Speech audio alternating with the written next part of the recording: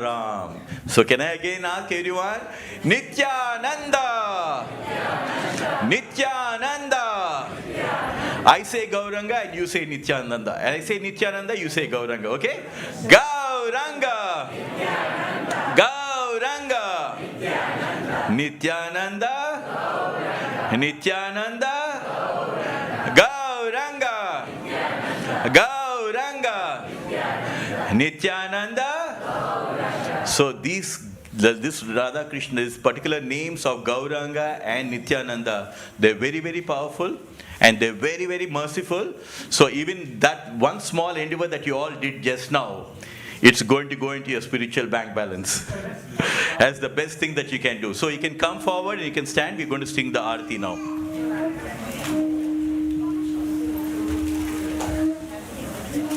Where is my kartal? Hare Krishna Prabhuji. Thank you. Jai Shri Radha Gokulananda ki. Jai Sitaram Lakshman Hanuman ki. Gaudanitai ki. Namo Vishnu Padaya Krishna Prastaya Bhutale Srimadi Bhaktivedanta Swami Niti Namine Namo Krishna Prastaya Bhutale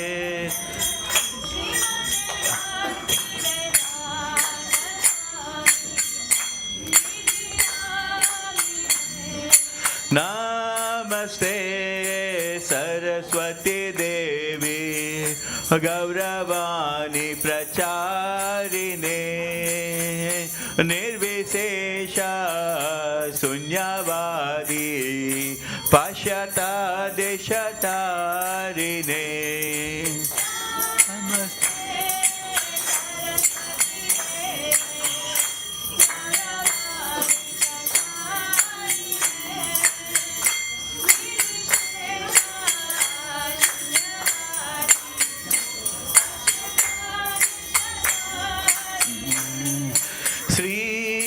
Krishna Chaitanya Prabhu Nityananda Sri Advaita Gadadhar Srivasadi Gaur Bhaktivedanta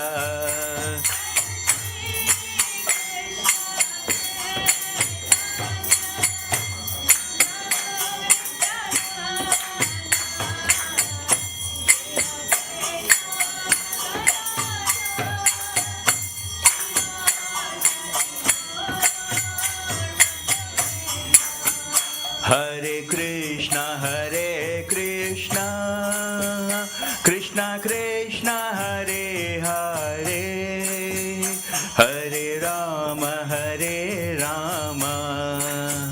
Rama Rama, Hare Hare. Everyone.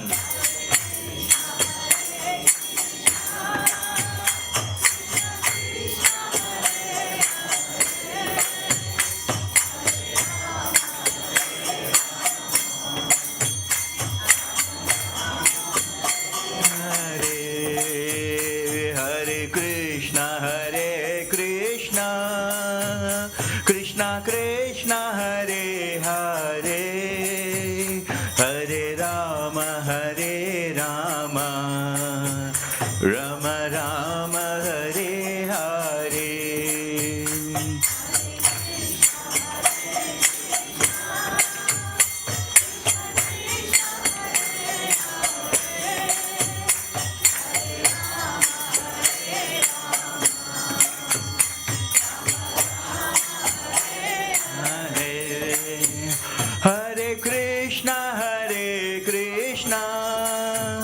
Krishna Krishna, Hare Hare, Hare Rama,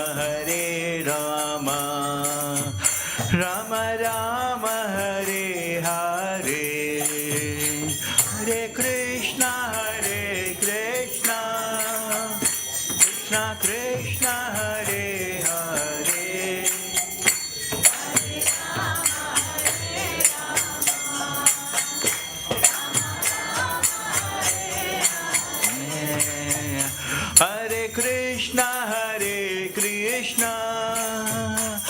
Krishna Krishna Hare Hare, Hare Rama Hare Rama, Rama Rama Hare Hare.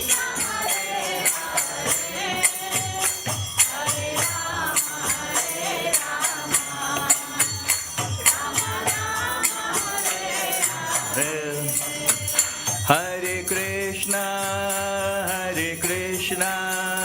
Krishna Krishna, Hare Hare, Hare Rama, Rama Rama, Hare Hare.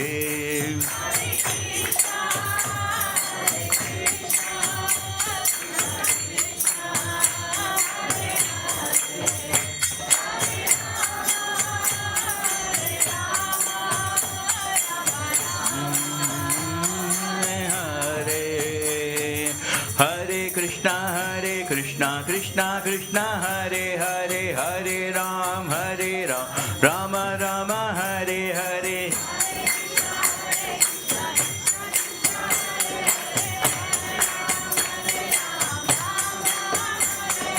Hare Krishna Krishna Krishna Hare Hare, Hare Ram, Rama Rama Hare Hare.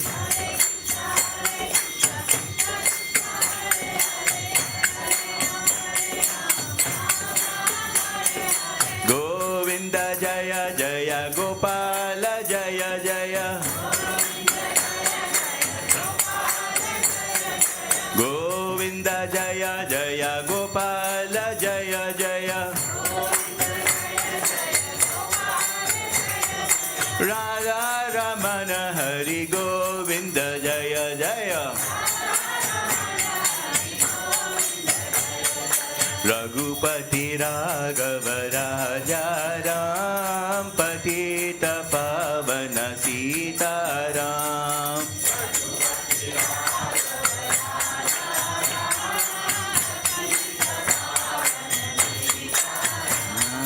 Raghupati Raghava Raja Ram, Patita Pavana Sita Ram.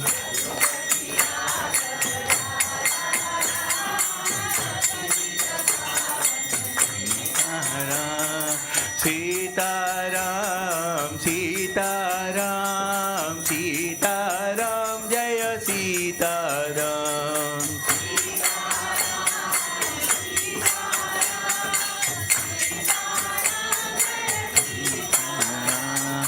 Sitaram, Sitaram, Sitaram, Jaya Sitaram.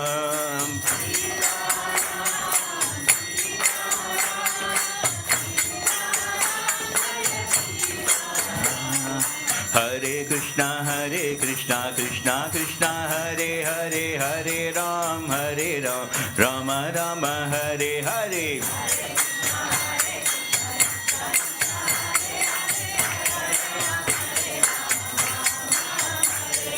Hare Krishna Krishna Krishna Hare Hare, Hare Ram, Rama Rama Hare Hare.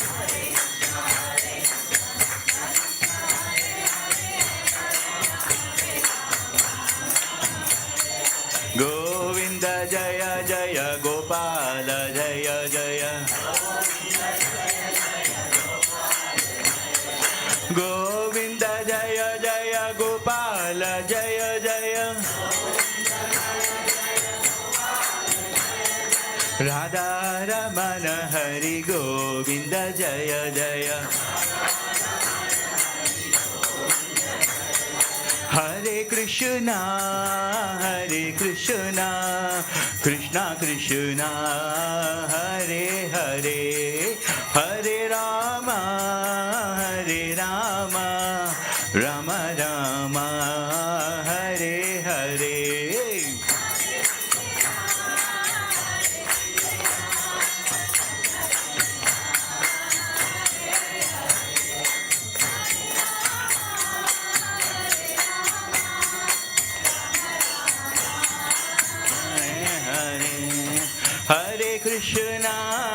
Hare Krishna, Krishna Krishna, Hare Hare, Hare Rama, Hare Rama, Rama Rama, Hare Hare.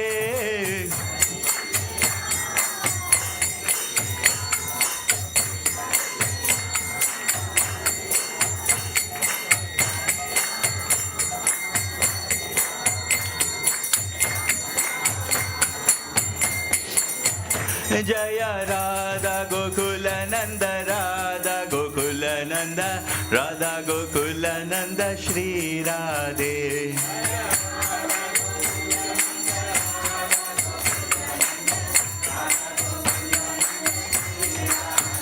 Jaya Radha Gokula Nanda, Radha Gokula Nanda, Radha Gokula Nanda, Shri Radhe.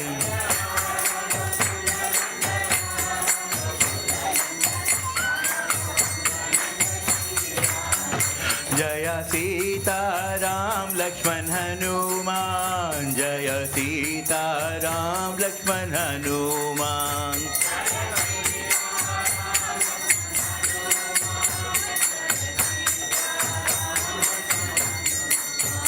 Jaya Sita Ram Lakshman Hanuman, Jaya Sita Ram Lakshman Hanuman.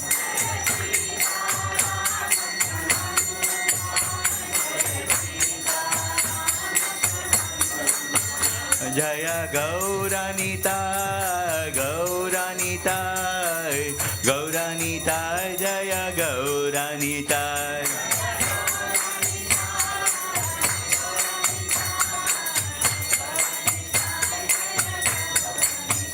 Jaya Jaya Prabhupada, Prabhupada, Prabhupada, Jaya Jaya Prabhupada.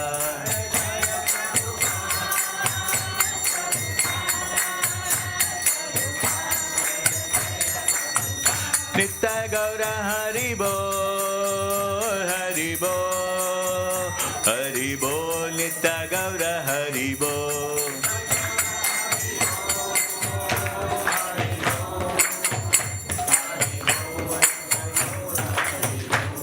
Jai Shri Radha Gokulananda ki, Jai Sitaram Lakshman Hanuman ki, Gauranitai ki, Srila Prabhupada ki.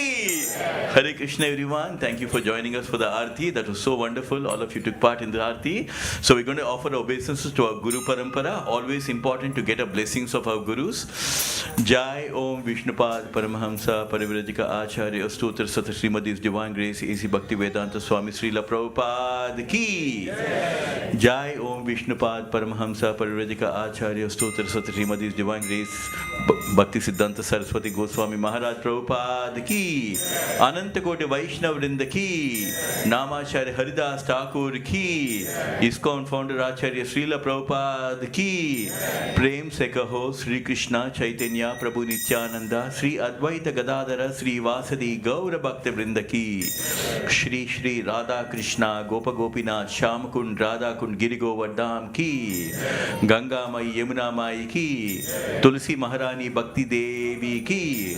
Vrindavan Dham Mathura Dham ki. Mayapur Dham Navadip Dham ki. Jagannath Puri Dham ki.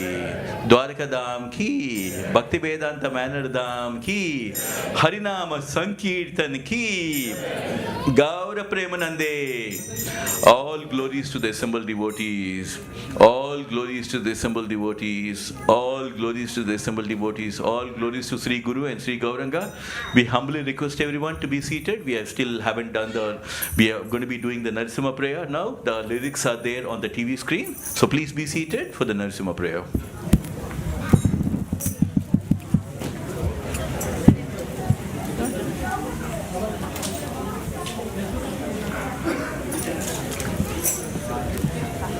So please follow the lyrics there on the TV screen. Namaste Narasimhaya.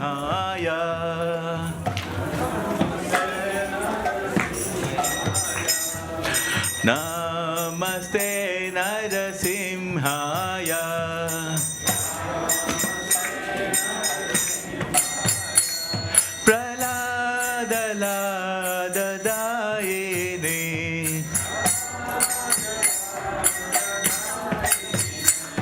Hiranyakashipurvakshaha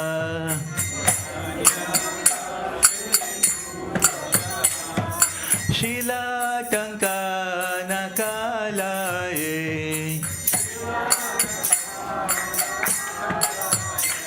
Hito Narsimho Parato Narsimho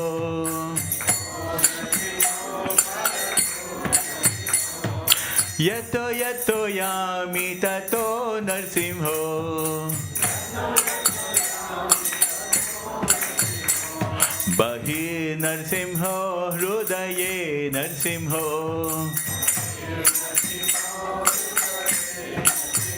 Narasimhamadim Sharanam Prapaje Narasimhamadim Sharanam Prapaje Tava Kara Kamalavare Naka Abduta Sringa Dalita Hiranyakashipu Tanubringa Keshavadrita Narahari Rupa Jai Jagadeshu Hare Jaya Jagadeshu Hare Jaya Jagadeshu Hare Hara Kamalavare Naka Abduta Sringa Dalita Hiranyakashipu Tanubringa Keshamadhita Narahari Rupa Jai Jagadeshu Hare Jaya Jagadeshu Hare Jaya Jagadeshu Hare Jaya Narsimhadev Jaya Narsimhadev Jaya Narsimhadev Jaya Narsimhadev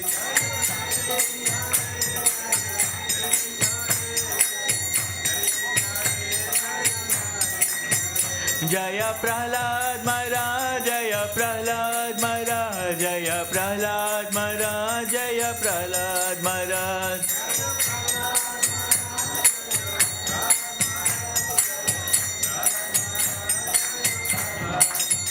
Jaya Gauranita Gauranita Jaya Gauranita Jaya Gauranita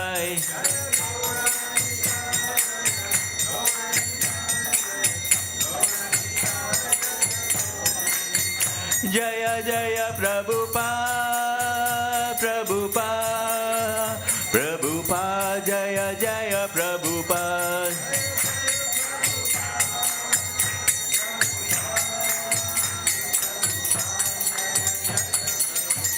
Nitya Gaura Hari Bol Hari Bol Hari Bol Nitya Gaura Hari Bol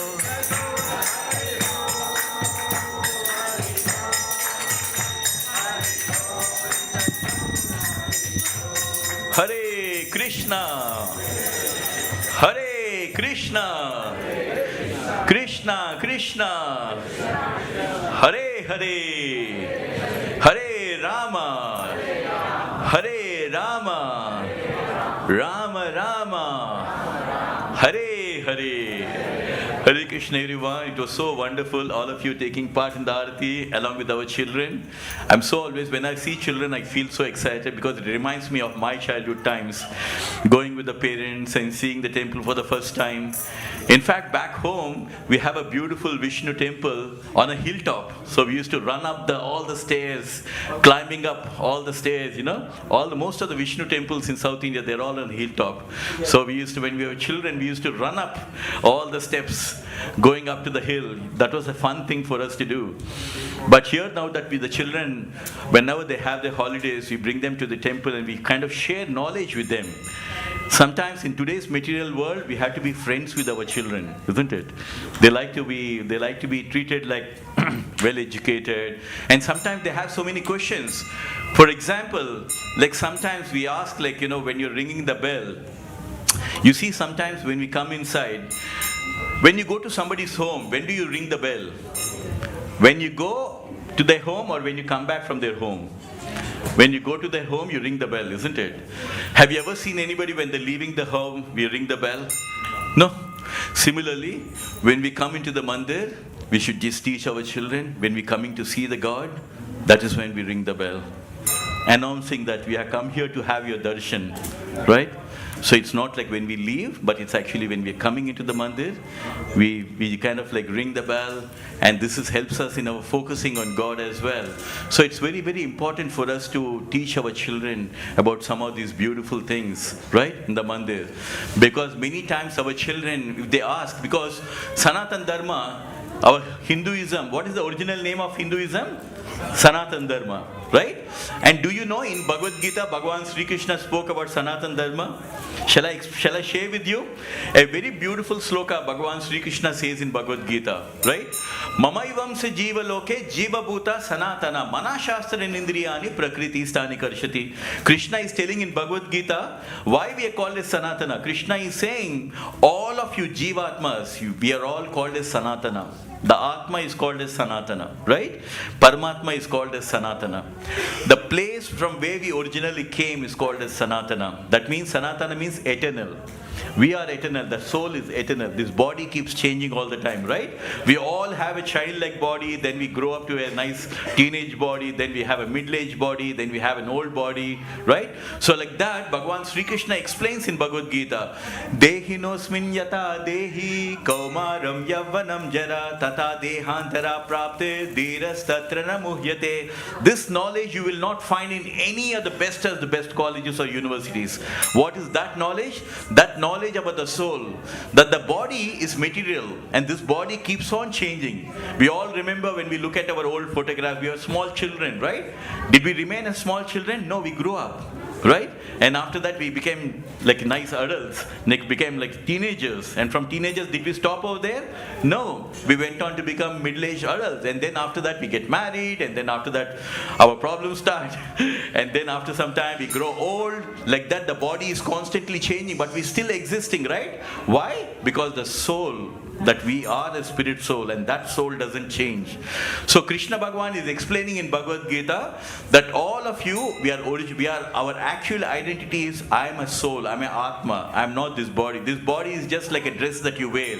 And Krishna himself is telling us this beautiful message that all of you are stuck up in these small identities. I am a husband, I am a wife, I am an Indian, I am a European, like that. These are all temporary identities. But Krishna is telling us you all have a much superior identity. And what is that identity? Mama ivam sa jiva loke jiva bhuta sanat, which means all of you Atmas, we are all part and parcel of the Supreme Paramatma. Just like how our hands and legs and eyes are part and parcel of me, similarly we as Atmas, we are all part and parcel of the Supreme Paramatma. But Krishna himself is saying we are all actually originally coming from the spiritual world called Sanatana. We were all enjoying with Krishna. But because we wanted to enjoy on our own, Krishna had to create this material world. And here in this material world, we are all breaking our heads, struggling. No, we don't want these births anymore. We want to go back to the spiritual world. So Krishna himself is telling, you are actually Mera Amsa hai. We are all part and parcel of Krishna, but because why we are struggling? Because we've fallen into this material world. Now, if you've fallen into the well, how do I get back? I need some help, right? Somebody gives you a rope, and you hold on to the rope and you come out of the well, right? So similarly, in order to come out of this material world and go back to our original home, Krishna is giving us beautiful things. What is he giving us? He's giving us the Hare Krishna Maha Mantra. That is your passport and visa. All of us, you seen this beautiful bag? What do we have inside? We have this chanting bag.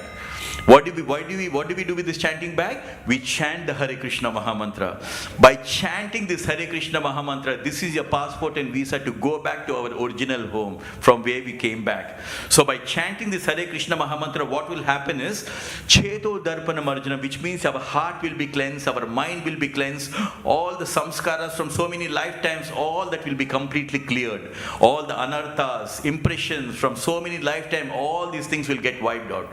And then the pure love for Krishna will awaken in our heart. And when we think about Krishna all the time by chanting the Hare Krishna Mahamantra, then Krishna says towards the end of your life, if you're able to remember Krishna, Krishna himself is telling you come back directly to the spiritual world. So the secret of going back to spiritual world is by chanting the Hare Krishna Mahamantra. And second thing, by reading the Bhagavad Gita. How many of you have Bhagavad Gita at home? Oh, that's quite a big number compared to me. And how many of you are reading at least once in a week?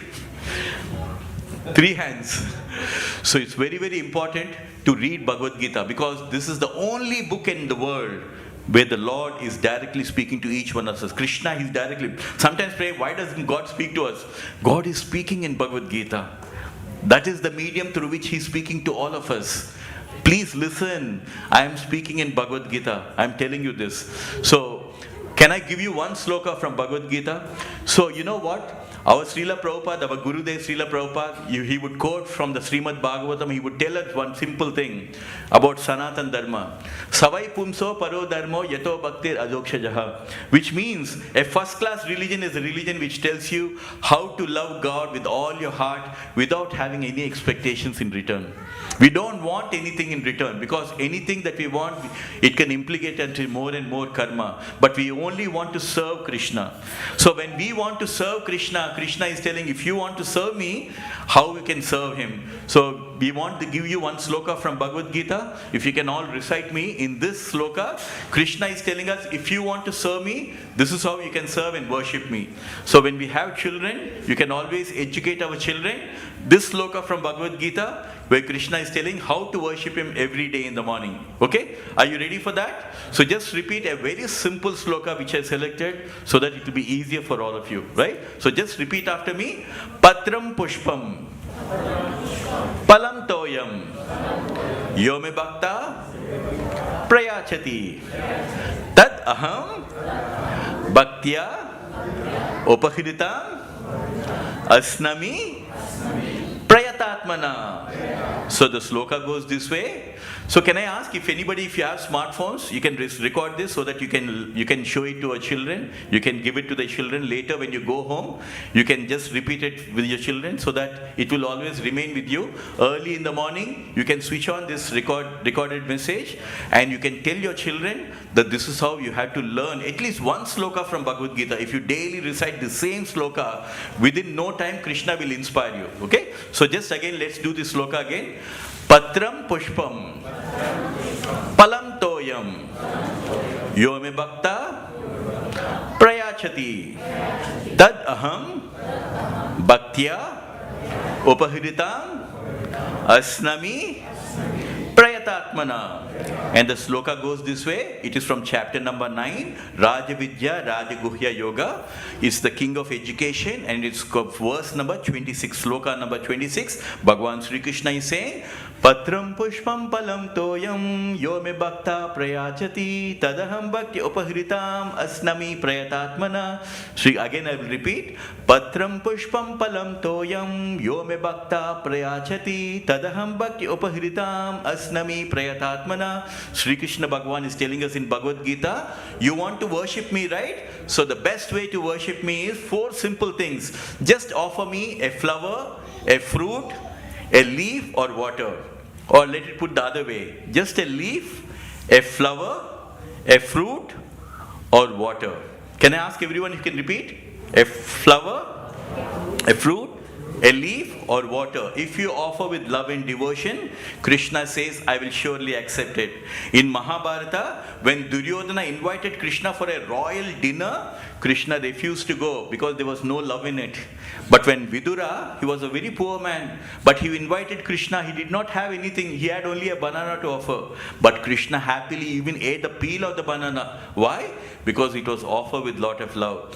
Similarly, we know the story when Lord Krishna was a small child. One fruit seller, she came with lot of fruits. When she seen Krishna, she gave all the fruits. The little child is looking so pretty, and he gave all the fruits to Krishna. And what did Krishna do? Krishna in return gave some grains to that fruit seller. And the fruit seller, later she found that all these grains, they converted into diamond and gold. Can you imagine this? So Krishna is so kind and he loves children so much. Do you know that along with Bhakta Prahlad, do you know one more child who was very great devotee? Who is that? Do you all know? Have you heard about Dhruv Maharaj? He was a small boy. And his mother told him, if you really want to get back your father's kingdom, because he said, I want my father's kingdom, I want his throne. His mother said, and then Narad Muni said, you go and recite this Om Namo Bhagavate Vasudeva, recite the name of Krishna. And when Dhruv Maharaj, he was a king's son, a small boy. And he recited this name of Krishna so many times that Krishna appeared in front of him. And then he asked the little boy, Dhruv Maharaj, what do you want? You have done so much, such an intense meditation, Nama Japa. Then the little boy said, Krishna, I don't want anything. I actually wanted my father's kingdom. I wanted his throne. But after seeing you, I have realized that instead of I was only praying for broken glass pieces when a diamond like you is in front of me. Why do I need all the broken glass pieces? I don't want anything, Krishna. So children are very, very pure-hearted. At the young age, when the children, if you give them bhakti, if you give them the Hare Krishna Maha Mantra, if you tell them the stories, like I said, instead of Facebook, when they have holidays, take them to Krishna book. And when they read the Krishna book and when they chant the Hare Krishna Maha Mantra, just like Dhruv Maharaj and Bhakta Prahlad, they will become great devotees of the Lord. Right? We all want our children to be great devotees, isn't it? And they will excel in everything. Because why? This Hare Krishna Maha Mantra will always keep protecting them all the time. So can I ask everyone if you can keep your hands up in the mood of surrender? First we are chanting for the Panchatattva, all of the names. Jai Shri Krishna Chaitanya, Prabhu Nityananda, Sri Advaita Gadadara, Sri Vasadi Gaura Bhaktavrinda. And now chant Hare Krishna, Hare Krishna, Krishna Krishna, Hare Hare, Hare Rama, Hare Rama, Rama Rama, Hare Hare. So Kirtan a day keeps Maya away. So tell in the morning, so teach your children, chant the Hare Krishna Maha Mantra, offer some fruits of flowers to Krishna and tell Krishna, please accept these fruits. Like that, if you teach your children, they will become great devotees and they will become a big asset to you. They will always be there with you with these values wherever they are. The Krishna will always keep protecting them, right? So thank you so much for giving me this opportunity to serve you. And if you're on your way out, please have some Mahaprasadam, and also we will be continuing with the Krishna Katha. Hare Krishna, everyone. Thank you. That was chanting. This is a big problem. You know, that's why you also.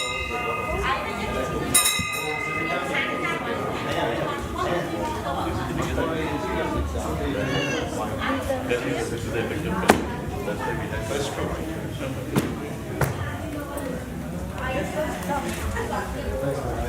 You had earlier, I don't know when we spoke, but I see it. I was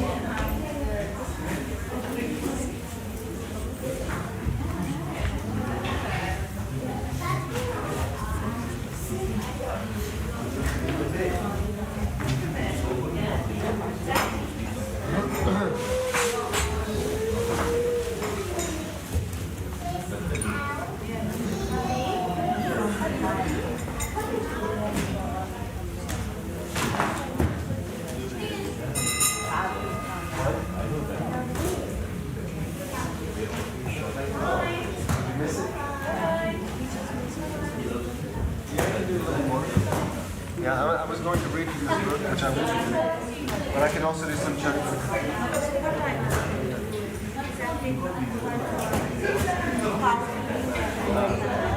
So at 7 p.m. we have Arati, and they'll definitely be chanting of Hare Krishna during that time.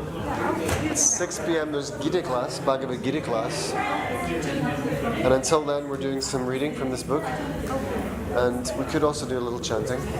We could do 5 minutes now if you want. Okay, so come back for 7 o'clock, yeah? Alright, Hare Krishna.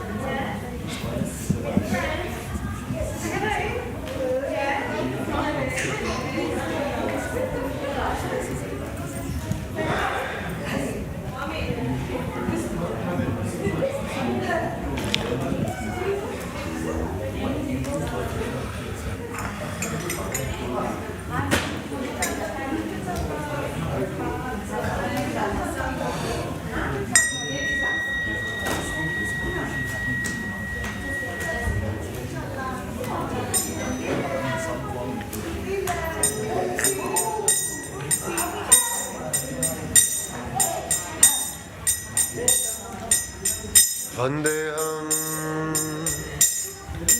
Shri Guru Shri Yuta Padakamalam Shri Guru Vaishnavamscha Shri Rupam Sagujatam Sahagana Raghunathan Vitam Tam Sajivam Sadvaitam Savadhutam Parijana Sahitam Krishna Chaitanya Devam Shri Radha Krishna Padan Sahagana Lalita Shri Vishakhanvitamscha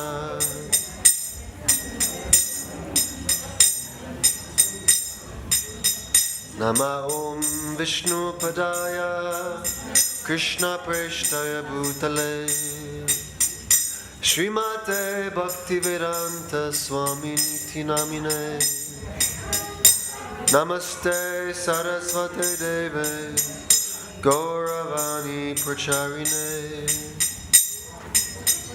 Nirvishesha Shunyavadi Paschatya Deshatarine Vancha Kalpatarubhyascha Kripa Sindhubhyeva cha Patitanam Pavanebhyo Vaishnavebhyo Namo Namaha Namo Mahavaranyaya Krishna Prema Pradayate Krishnaya Krishna Chaitanya Namne Gauratishe Namaha Hey Krishna Karuna Sindhu Dinabandho Jagatpate Gopesha Gopika Kanta Radha Kanta Namostute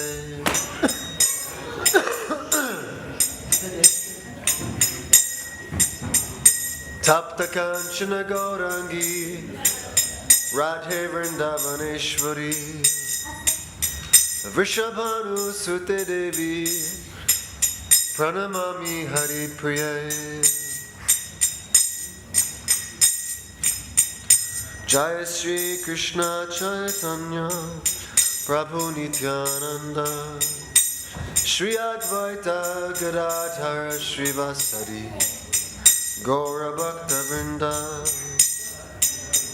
Jaya Shri Krishna Chaitanya Prabhu Nityananda Shri Advaita Gadadhara Srivasadi Gaura Bhakta Vrinda Hare Krishna, Hare Krishna, Krishna Krishna, Hare Hare, Hare Rama, Hare Rama, Rama Rama, Hare Hare, Hare Krishna. Everybody, Hare Krishna, Krishna Krishna, Hare Hare, Hare Rama, Hare Rama, Rama Rama. Hare Krishna, Hare Krishna, Krishna Krishna, Hare Hare, Hare Rama, Hare Rama, Rama Rama, Hare Hare. Everyone. Krishna.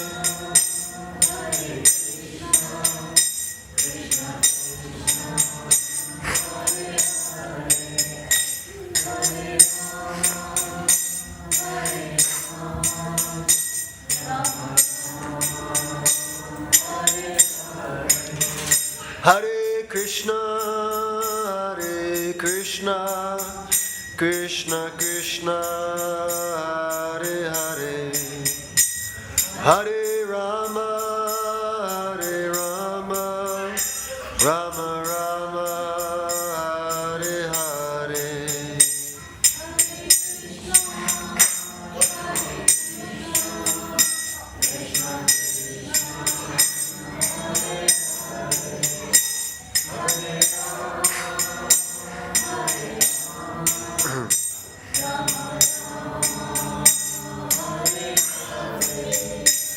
Hare Krishna, Hare Krishna, Krishna Krishna, Hare Hare, Hare Rama, Hare Rama, Rama Rama, Hare Hare.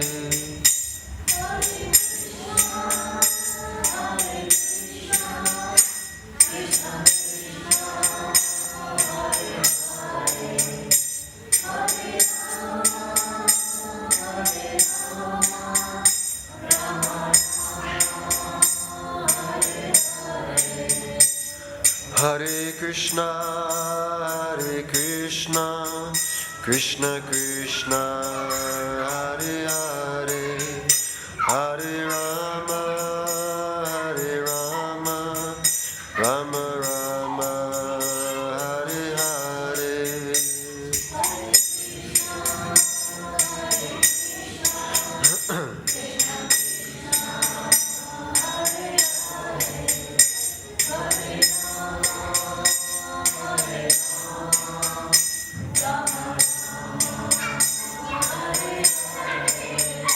Hare Krishna, Hare Krishna, Krishna Krishna, Hare Hare, Hare Rama, Hare Rama, Rama Rama, Hare Hare.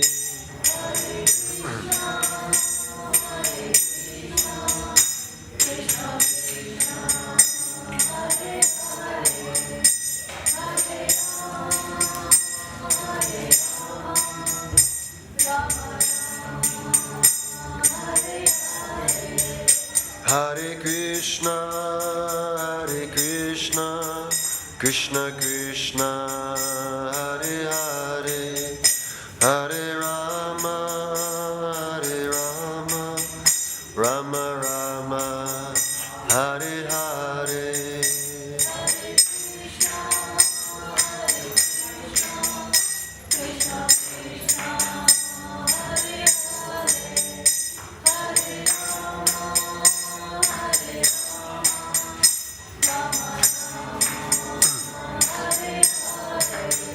Hare Krishna, Hare Krishna, Krishna Krishna, Hare Hare, Hare Rama, Hare Rama, Rama Rama, Hare Hare.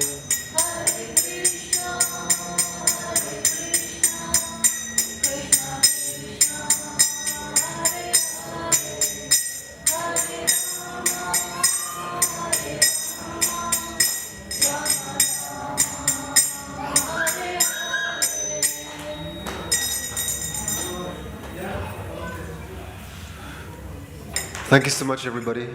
That was great. We're going to read now from this wonderful book called Krishna, the Supreme Personality of Godhead. We read from this book every day, practically. And this is a godsend, this book, literally.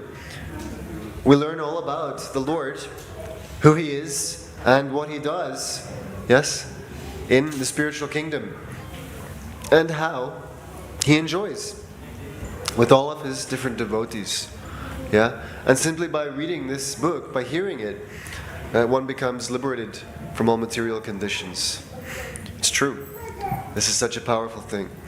So, I'm just going to close that window over there, and then I'm going to sit right back down. Give me a second.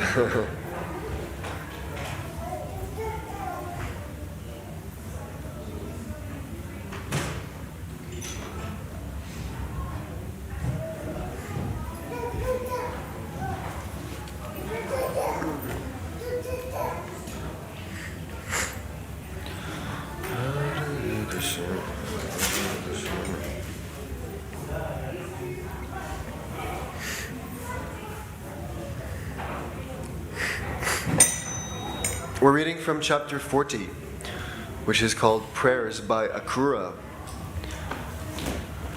So let me fill you in where we're up to.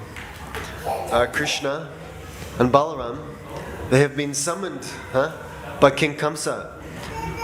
He has called them to Mathura. Of course, the Lord is not obliged by the summoning of anybody, but He agreed to come.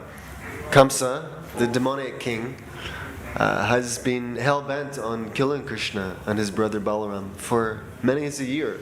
He sent various demons to Vrindavan to dispatch the Lord. But the Lord defeated every one of those demons sent to kill him. Finally, Kamsa is taking matters into his own hands, and he has devised a whole plot to finish the Lord when he arrives in Mathura. Krishna is going along with it, and we're going to see how that works out for Kamsa. So Kamsa sent Akura to bring Krishna and Balaram on his chariot. And Akura is a great devotee of the Lord. He was very much looking forward to seeing Krishna and Balaram. And as he was taking their lordships from Vrindavan to Mathura, he stopped by the bank of the river Yamuna to take bath. And when he was looking in the water, he saw that the Lord, in all of His different cosmic, universal manifestations, was right there in the water. He saw that, and he was thinking, how is it possible? Krishna and Balaram are sitting on the chariot waiting for me to take my bath. He came out of the water, went to check on them. Yes, they were there. Went back to the river, and again he saw this universal manifestation of Krishna. And he offered these prayers, these wonderful prayers in glorification of Lord Shri Krishna. Could I just ask someone to kindly... Thanks, Shan. Appreciate it. I was about to ask someone to close the doors. I'm really conscious of that. Thank you very much. So we're continuing with these prayers by Akura, from whom we can learn so much. If we want to know how to pray to God, then there's no better way than to repeat the prayers offered by great devotees of Krishna. They teach us how to pray. I always forget exactly which paragraph I've ended.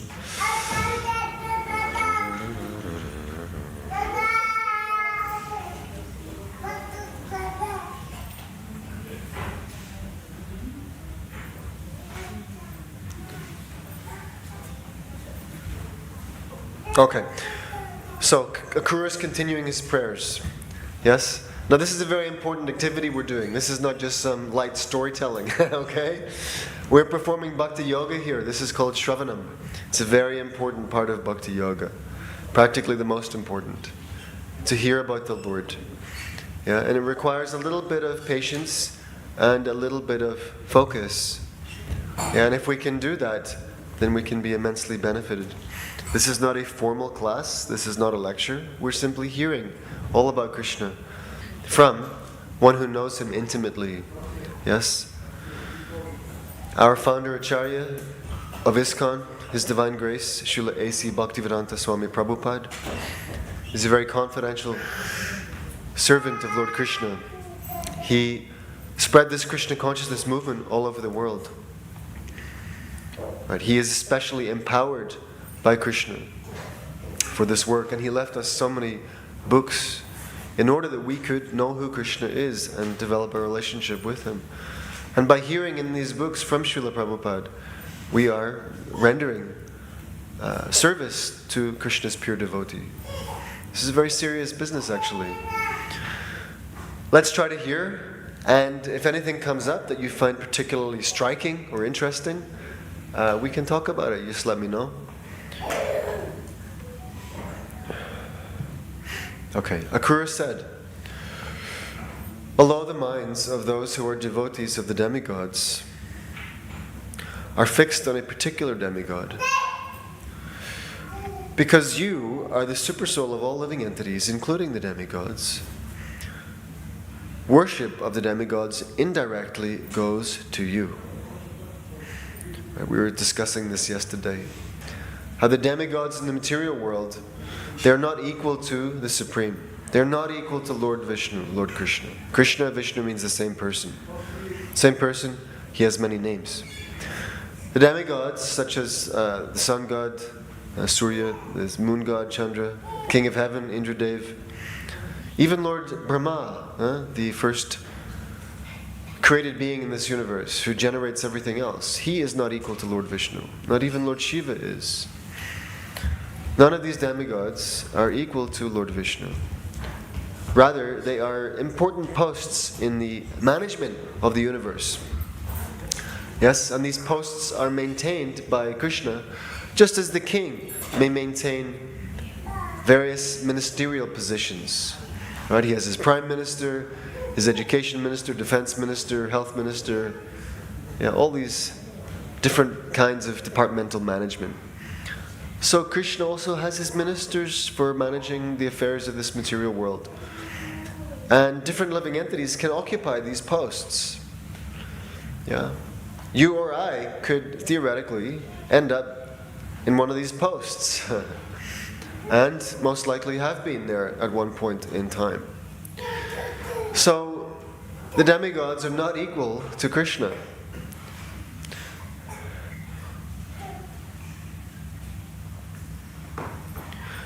Sometimes, we read this yesterday, sometimes after flowing down from the mountains during the rainy season, small rivers fail to reach the sea. Some reach the sea and some do not. Similarly, the worshippers of the demigods may or may not reach you. There is no guarantee. Their success depends on the strength of their worship. So someone may worship the demigods for some material thing. But the demigod is not independent in giving that thing. The demigod has to receive Krishna's permission, has to receive the sanction of the super soul in order to bestow some benediction. So when one worships the demigod, indirectly one is worshipping Krishna. Because it is only from Krishna that the worship is accepted. It is only from Krishna that the results are granted. The demigod is not independent in granting results. According to the Vedic principles, when a worshipper worships a particular demigod, he also conducts some ritual for Narayana, Yogeshvara, that means the Lord Shri Krishna. For, as it is mentioned in the Bhagavad Gita, the demigods cannot fulfill the desires of their worshippers without the sanction of Narayana or Krishna. Right? Narayan means Krishna. The exact words used in the Bhagavad Gita are Mayaiva Vihitan Hitan, which means that the demigods can award some benediction after being authorized by the Supreme Lord. When a demigod worshipper comes to his senses, he can reason as follows. The demigods can offer benedictions only after being empowered by the Supreme Lord. So, why not worship the Supreme Lord directly? Such a worshipper of the demigods may come to the Supreme Personality of Godhead But others, if the children are too much disturbing, they can go outside. But they're welcome here, of course. Just, if they're unable to be quiet, then better they're playing outside.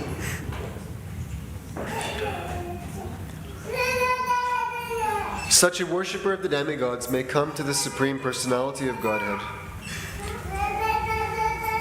But others who take the demigods as all in all cannot reach the ultimate goal.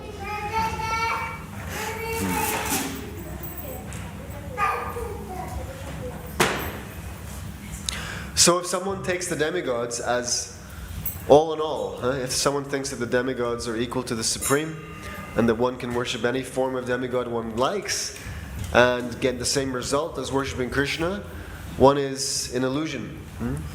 One is performing avidi purvakam worship, improper worship.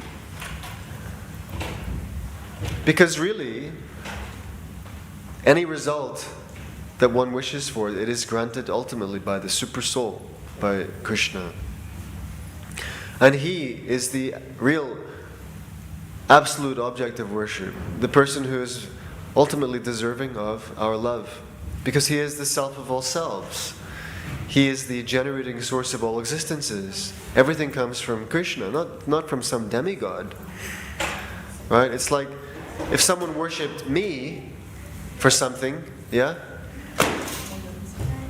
It could only come through me from Krishna, if Krishna wants it. If Krishna wanted to give something through me, then that's up to Krishna. But I can't do it independently. And if you worship me as the Supreme, that would be a mistake, because I am not the Supreme. Yes? Neither is any demigod the Supreme. So that's a mistake, to worship something that is not the Supreme as Supreme.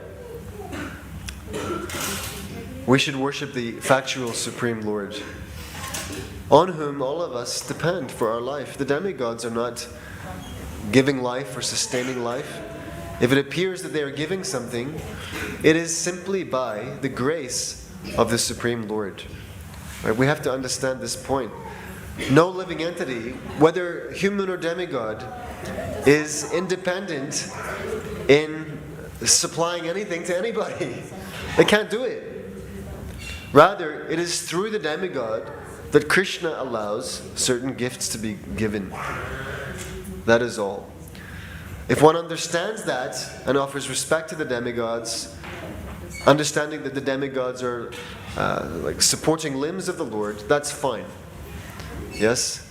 But if one thinks that the demigods are all in all, then one is making a mistake and cannot reach the ultimate goal that way. One has to come to the ultimate goal, which is Krishna. Vedaishcha sarvara ahameva vedyo vedanta kridveda videva chaham. Krishna says that I am the goal of all Vedic knowledge. Did you have something? Yeah?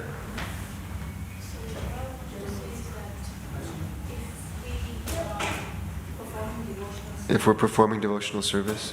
Then, with the devotional service, we should pay attention to whom we are serving.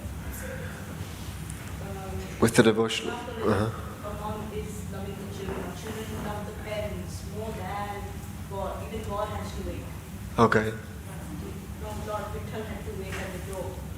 That I am serving my parents, and Lord Vittal honored that devotional service of, I don't know his name, of the child.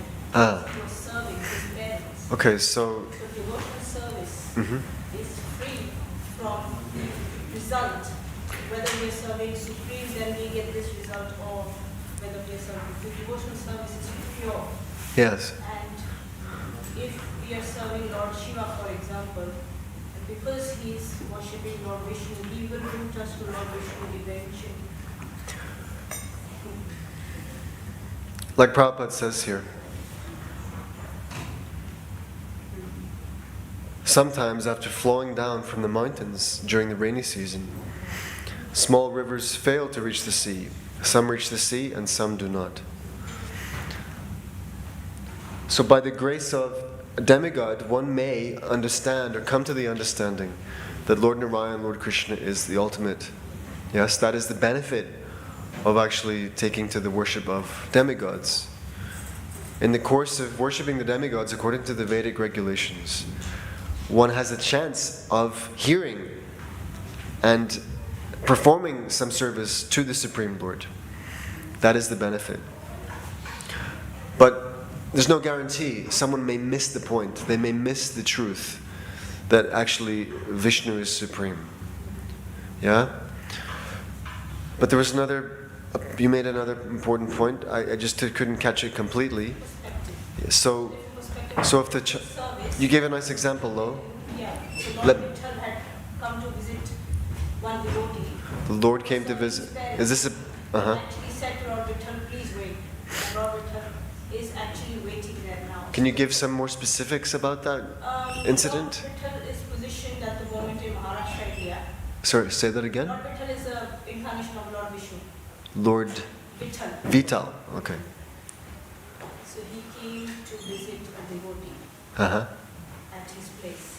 But the devotee said, please wait, I'm serving my parents. He was so staunch in his devotional service that the Lord had to wait. Madbhak. Service. Yes. Okay, this is an interesting point. And for this, I just need to remind myself of one particular verse, which I'm going to have to look up, because I have no time to study. Uh-huh. If somebody is praying to a demigod, worshipping a demigod, Yes. he is thinking of the demigod or believing of the demigod as Lord Krishna, as being supreme. So, Right. So we have to take the... I believe that we need to honor the feelings of the people who are worshipping something. You believe we need to honor the feelings of the people who are worshipping something or someone. But if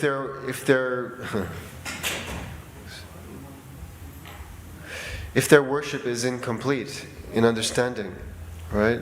Or if they have a wrong understanding of who they're worshipping or the identity of who they're worshipping, then it is more compassionate to educate them. Right? If you educate them, they will get a proper understanding.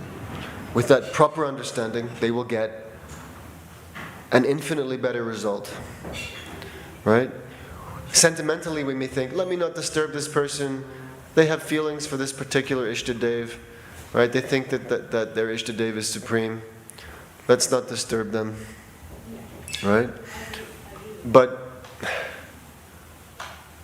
there are certain circumstances, okay, if they're unable or unwilling to hear anything else, then you may not disturb them. Right?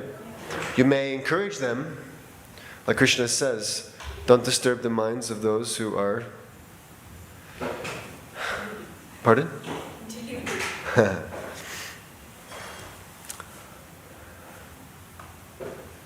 Of those who are attached to work.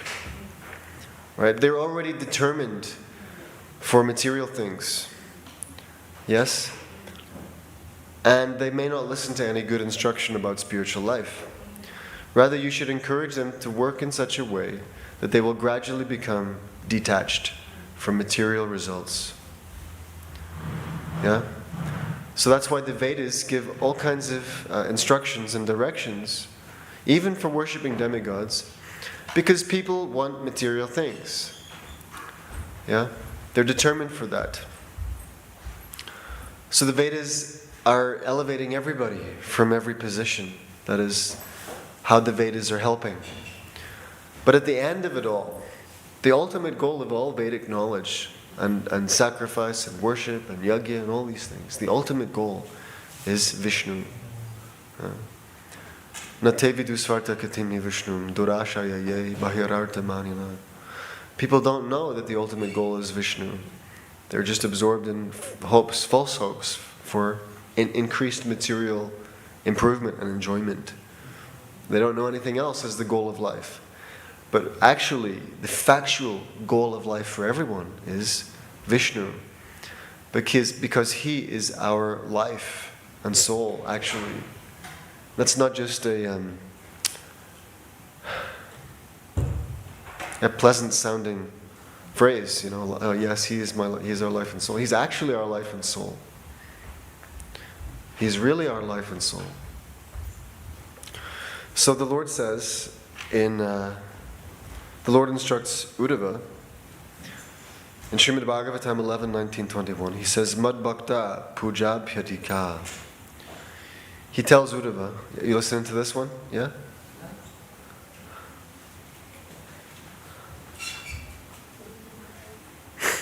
I'm just waiting for you to finish what you're doing there. Okay. So I was saying Lord Viఠal was waiting for his devotee Pundalik. Okay. While he was serving his parents. So you're saying his devotee Pundarik was serving the parents. So Krishna was waiting. Right, because he respects the relationship between... He respected the devotional service that he was offering with so much devotion. Yes. So he said, wait, and then Lord Vishnu actually said, Sure, he's respecting his parents. But the parents aren't God. Right, but they're still respectable. Yes, and Krishna, he respects that relationship as well. Right? The Lord says, Mad Bhakta Puja Bhyadika. He's telling his friend, Uddhava, O sinless Uddhava, one can achieve loving service unto me by performing first-class worship of my devotees. Krishna considers that worship of his devotees is more important than worship of himself directly. Right? This is Krishna's heart. Krishna's devotees are his heart. So if someone is worshipping Krishna's devotees, Krishna is even more pleased. Yeah? I think this is the principle that you wanted to... because Lord Shiva is worshipping Lord Vishnu, so if you worship Lord Shiva, then you are worthy to Lord. If you worship Lord Shiva, understanding that he is a Vaishnava... No. Understanding, I'm not saying that because I'm not saying the understanding. But anyway, so, good point. If one worships Lord Shiva, understanding that Lord Shiva is a devotee of Krishna, he's a Vaishnava. And if one worships Lord Shiva not for some material gain, but rather for advancement in bhakti, right? Lord Shiva is a great devotee of Krishna. So if I worship Lord Shiva because I want to be a great devotee of Krishna, I want to be a devotee of Krishna, then that worship is proper. Just like the gopis in Vrindavan, they worship goddess Katyayani, but not for some material goal. They worship goddess Katyayani because they wanted to serve Krishna. So if we worship some demigod for help and blessings to become a better servant of Krishna, that's fine. That's fine. Understanding that the demigod can help me in my right bhakti. And especially Lord Shiva, who is the greatest Vaishnava. But we have to have proper sambandha tattva gyan, proper knowledge of who is Lord Shiva, who is Lord Vishnu. Then it's okay. But if I worship Lord Shiva thinking that he is exactly equal to Lord Vishnu, then that worship is improper. Because it contains tattva brahma, which means a mistake in truth. And Lord Shiva will not be pleased as much as if one worships him for Krishna bhakti.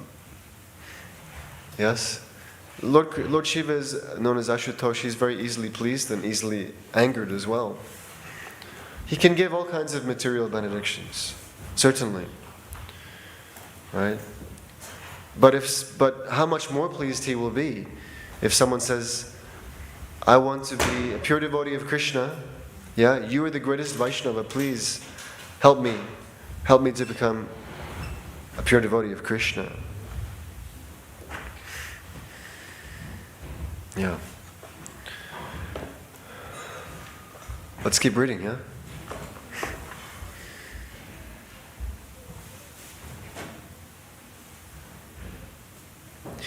Akura continued to pray.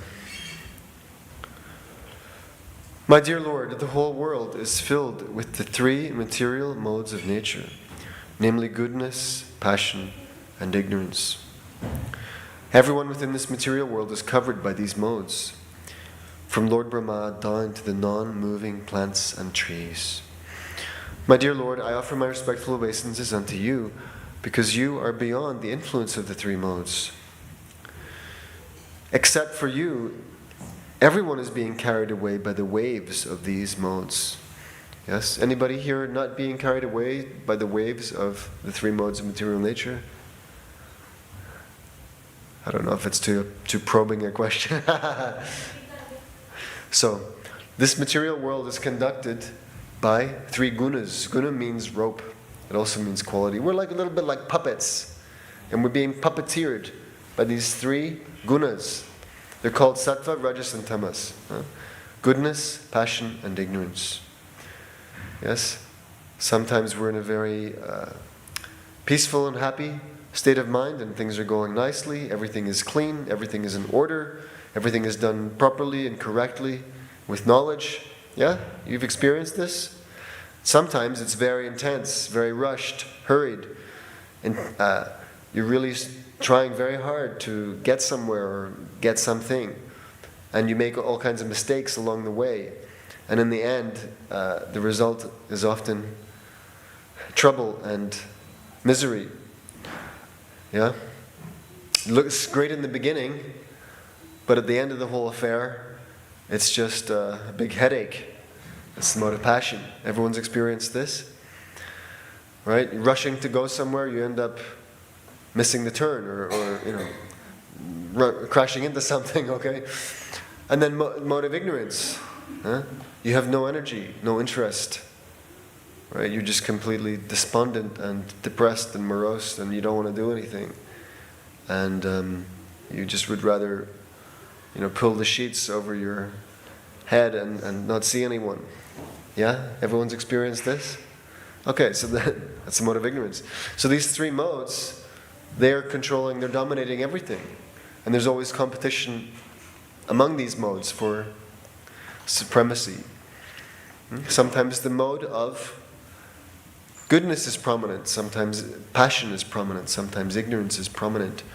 But everyone in this material world is being puppeteered by these different modes. Yeah?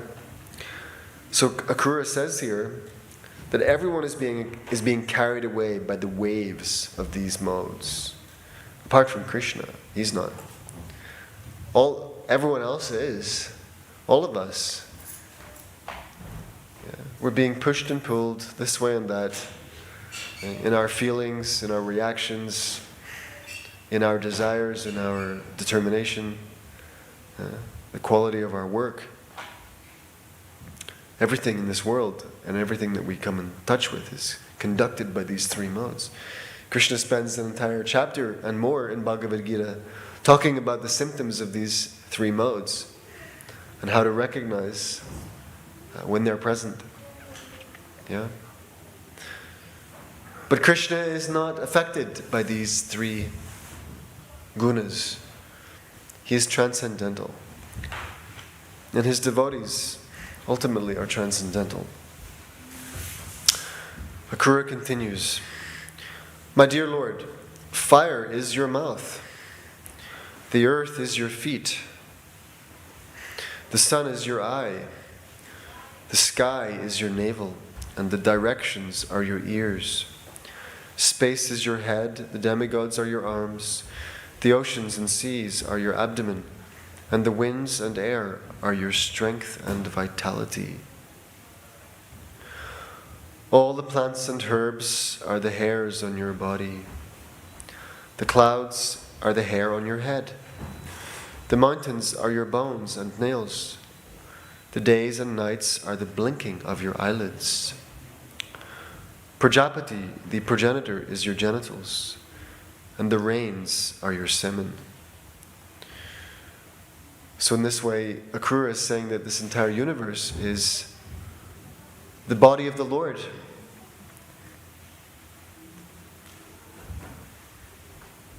Because without Krishna being present here, there is no universe.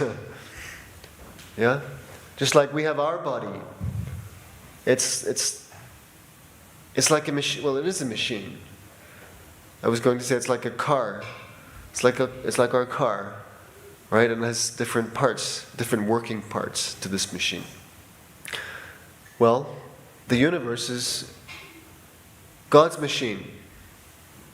And it doesn't work unless He's in it. And the car doesn't go anywhere unless there's a driver there. In the same way, this universe does not move and change and produce all of its effects unless Krishna is present as the super soul.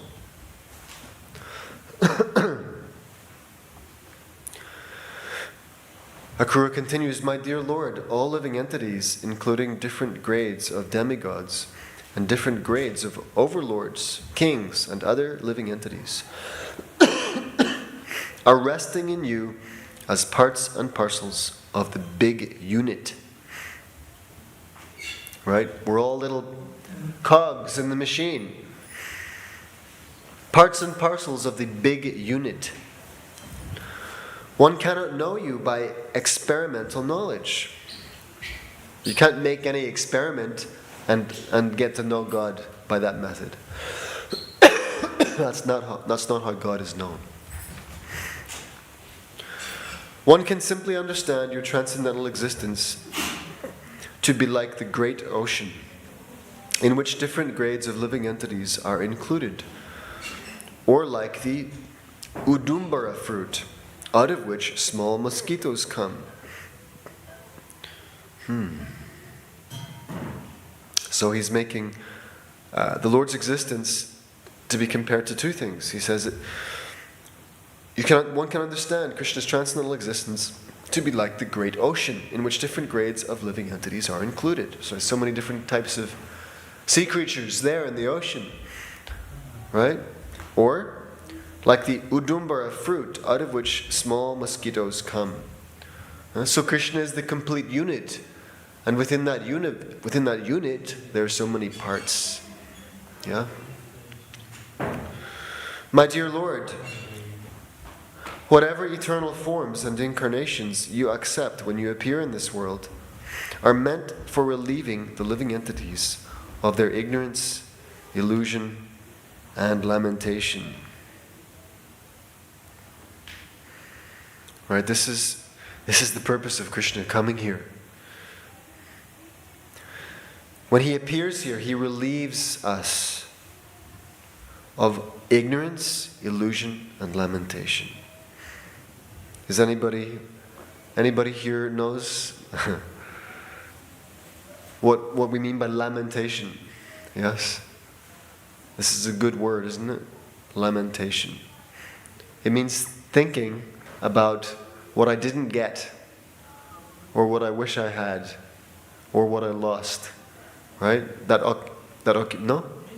Regret. Yeah. This is lamentation. Do we do this? Yeah, are we in concurrence on this point? Do we all lament from time to time? Oh, I wish I'd done that.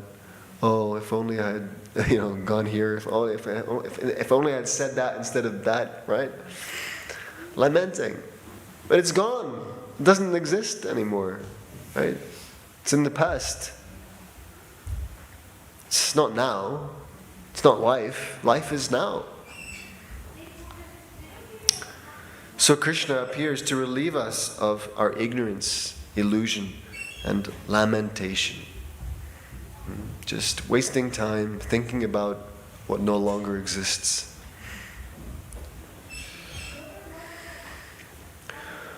All people, therefore, can appreciate the incarnations and pastimes of your Lordship and eternally glorify your activities.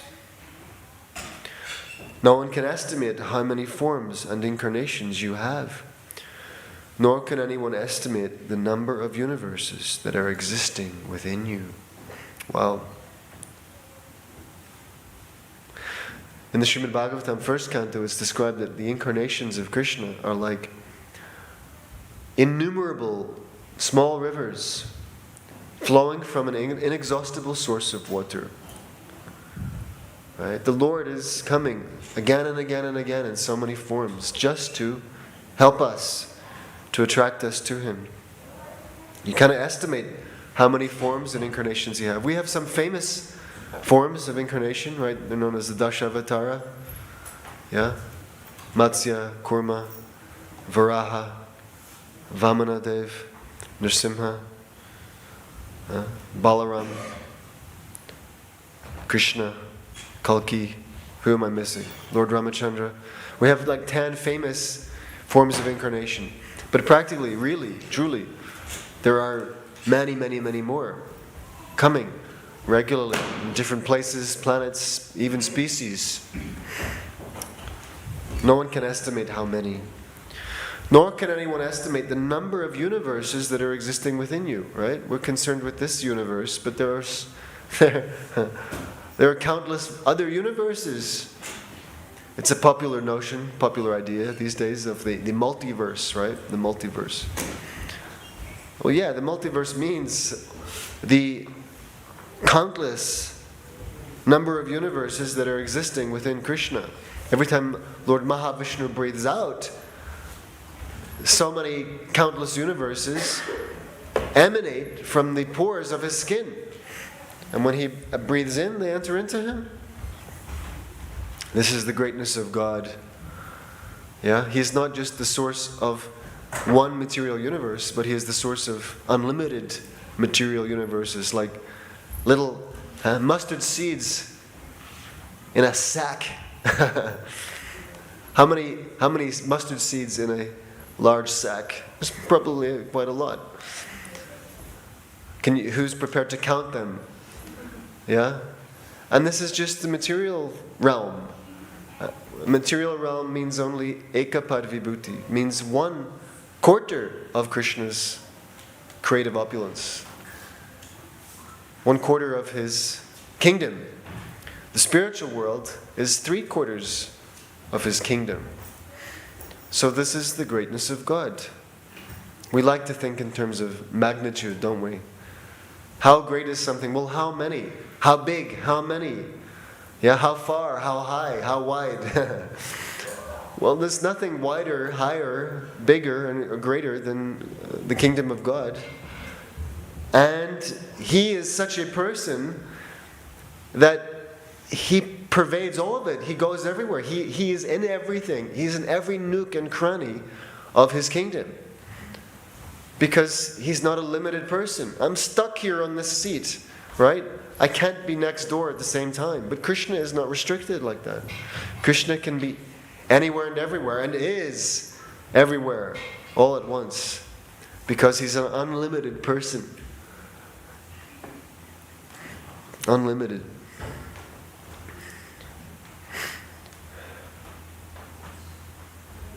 Okay, where did we get to?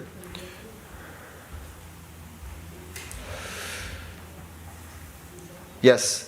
All right, we gave these 2 examples. The ocean has so many parts, so many living entities within it. And the udumbara fruit, out of which small mosquitoes come. Krishna is the complete unit, and within the unit there are so many parts. Krishna appears, and the living entities are relieved from ignorance, illusion, and lamentation. All people therefore can appreciate the incarnations and pastimes of your Lordship and eternally glorify your activities. No one can estimate how many forms and incarnations you have, nor can anyone estimate the number of universes that are existing within you. Let me therefore offer my respectful obeisances unto the fish incarnation, who appeared in the ocean of devastation, although your Lordship is the cause of all causes. Let me offer my respectful obeisances unto the Hayagriva incarnation, who killed the 2 demons, Madhu and Kaitaba. Let me offer my respectful obeisances unto you, who appeared as the gigantic tortoise. What's his name? Anyone knows? What's the name of the Lord when He appears as the gigantic tortoise? Matsya is the fish. Kurma, right? Kurmadev. Who appeared as the gigantic tortoise that held up the great mountain, Mandara, and who appeared as the boar that rescued the earth planet, right? That's Varahadev. The earth planet which had fallen into the water of the Garbhodaka. Let me offer my respectful obeisances unto your lordship, who appeared as Nrsimhadeva, to deliver all kinds of devotees from the fearful condition of atheistic atrocities.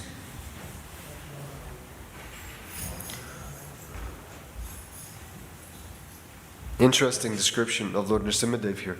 We know from Lord Nrsimhadev's pastime that he appeared to rescue his devotee Prahlad Maharaj, who was only a boy, 5 years old. Prabhupada here says that Lord Nrsimhadev appeared to deliver all kinds of devotees from the fearful condition of atheistic atrocities. So if we feel ourselves afflicted in this world by atheistic atrocities, we should take shelter of Lord Nrsimhadev for protection. Let me offer my respectful obeisances unto you who appeared as Vamanadeva and covered the 3 worlds simply by extending your lotus feet. Let me offer my respectful obeisances unto you who appeared as the Lord of the Brigus in order to kill all the infidel administrators of the world. Right, that's Parshuram.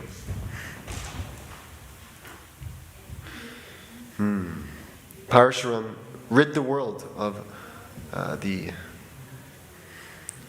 infidel administrators of the world. Right, the improper, the faithless Kshatriyas. And let me offer my respectful obeisances unto you, who appeared as Lord Rama to kill demons like Ravana.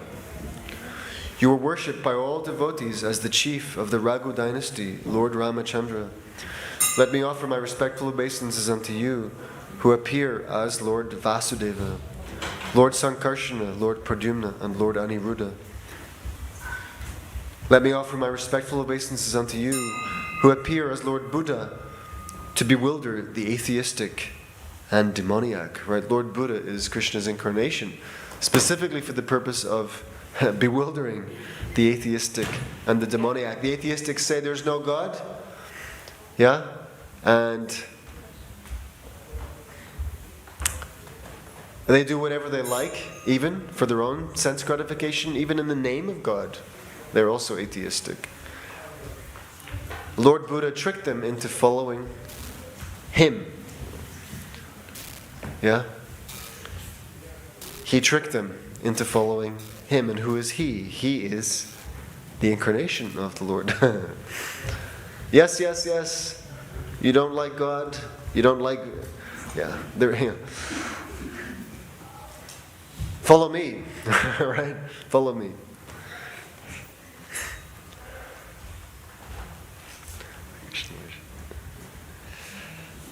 Okay, who's next? Let me offer my respectful obeisances unto you who appear as Kalki to chastise the so-called royal order degraded to the abominable condition of the Malechas, who are below the jurisdiction of Vedic regulative principles. And so Lord Kalki will come at the end of this Kali Yuga, yeah, when everyone is so degraded that it is practically impossible to convince them of anything by preaching.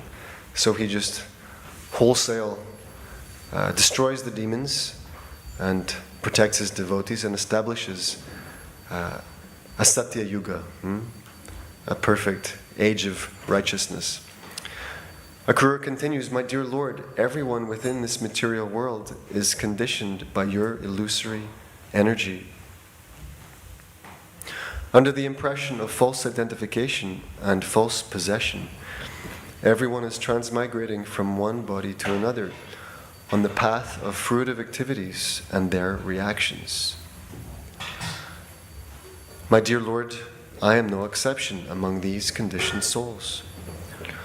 I am falsely thinking myself happy in possessing my home, wife, children, estate, property, and friends.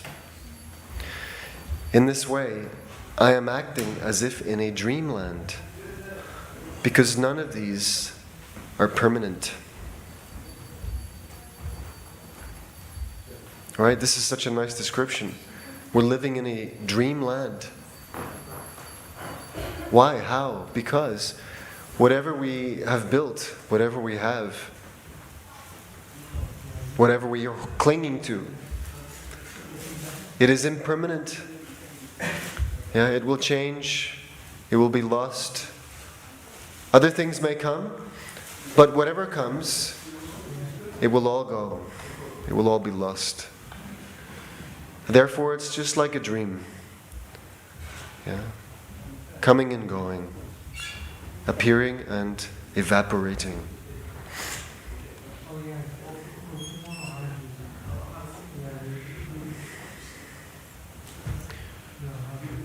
Right? He says, I am falsely thinking myself happy in possessing my home, wife, children, estate, property, and friends.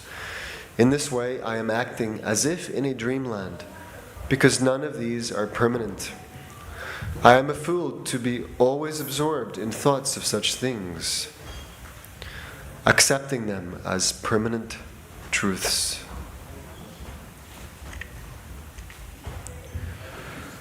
My dear Lord, due to my false identification, I have accepted as permanent everything which is non-permanent, such as this material body, which is not spiritual and is the source of all kinds of miserable conditions.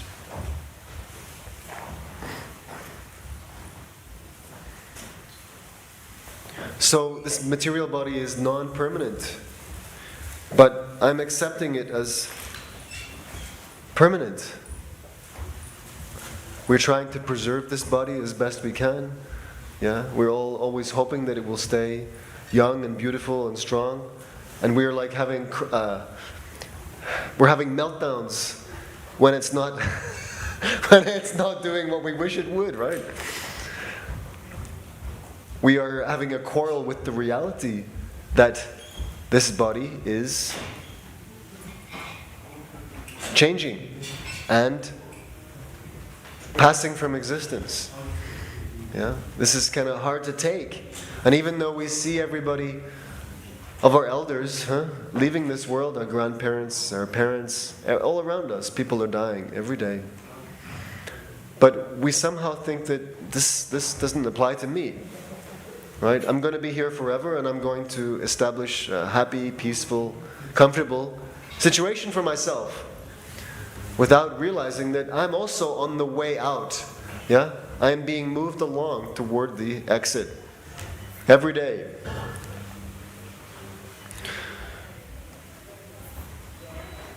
This material body is not only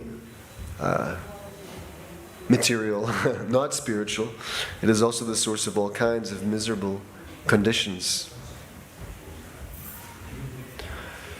Being bewildered by such concepts of life, I am always absorbed in thoughts of duality, and I have forgotten you,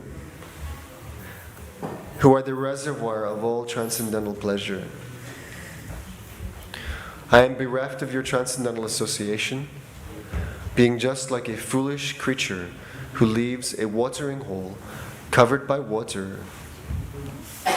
Sorry, let me read that again. I am bereft of your transcendental association, being just like a foolish creature who leaves a watering hole covered by water-nourished vegetation and goes in search of water in the desert.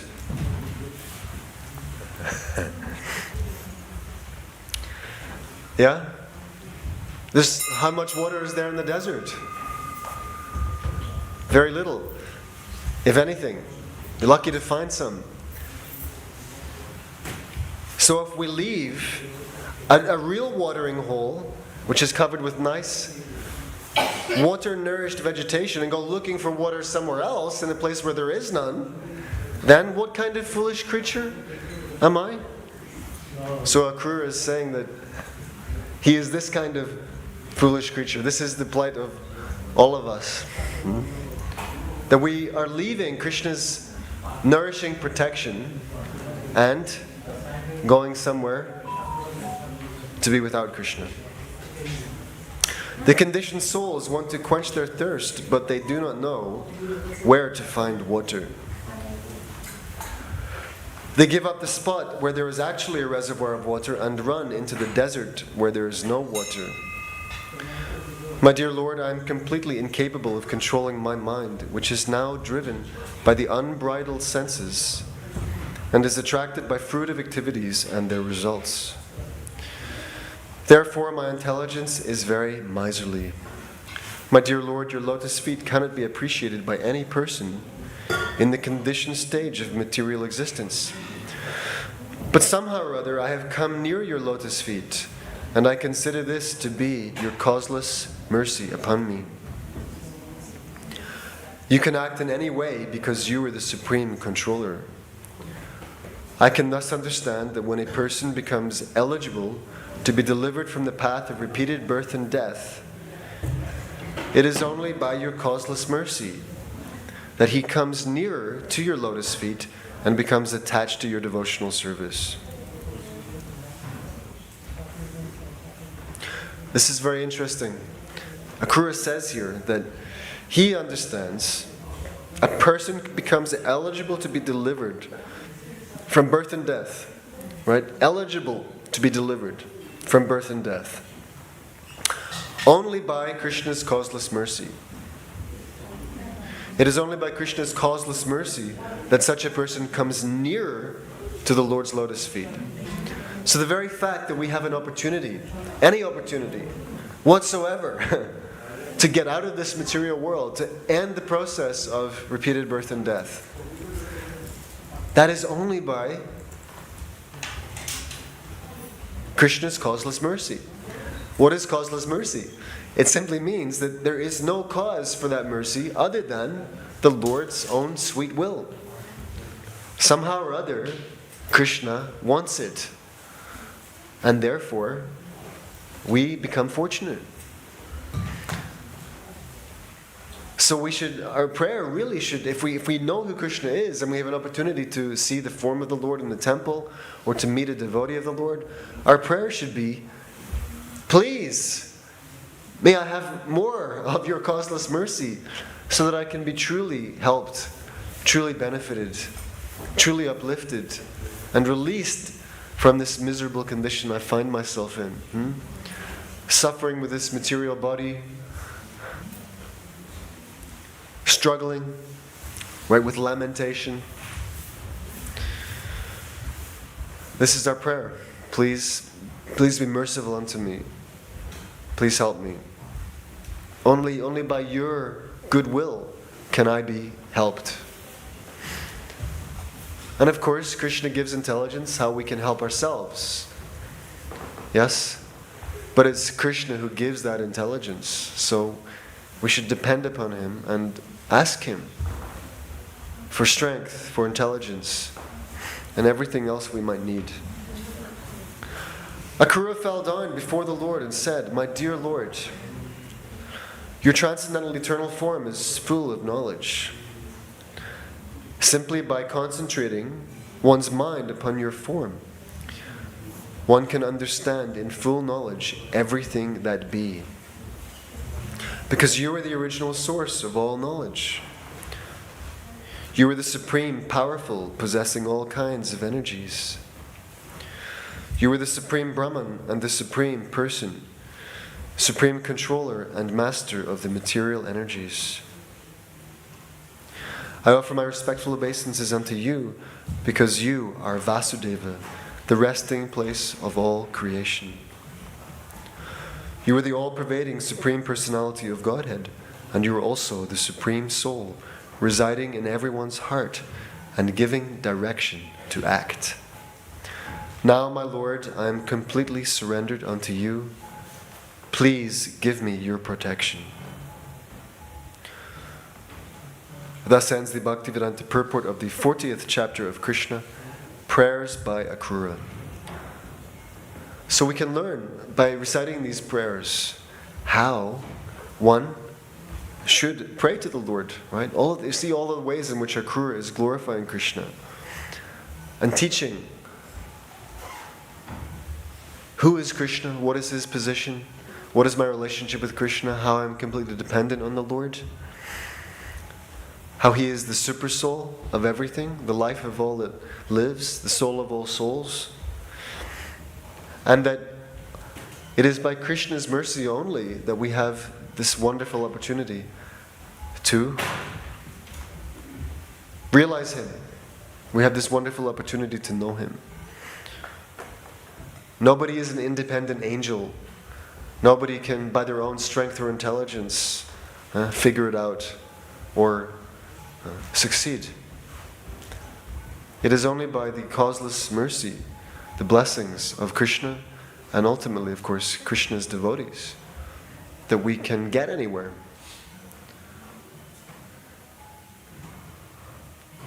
This is humility, to realize that on my own, I have no chance. There's no way, no possibility, no hope. But if I get help from Krishna's devotees, which means to get Krishna's help, if I get help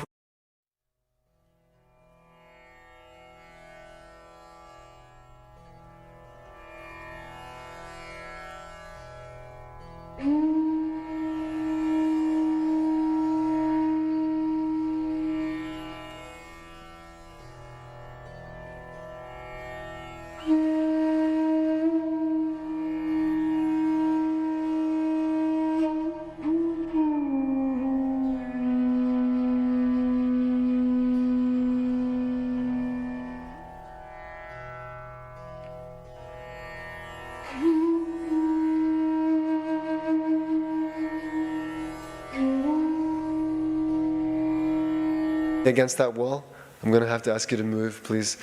You can go to that side, or you can also go over to this side where Srila Prabhupada is, or you can sit just in front of the fence when I get it put up.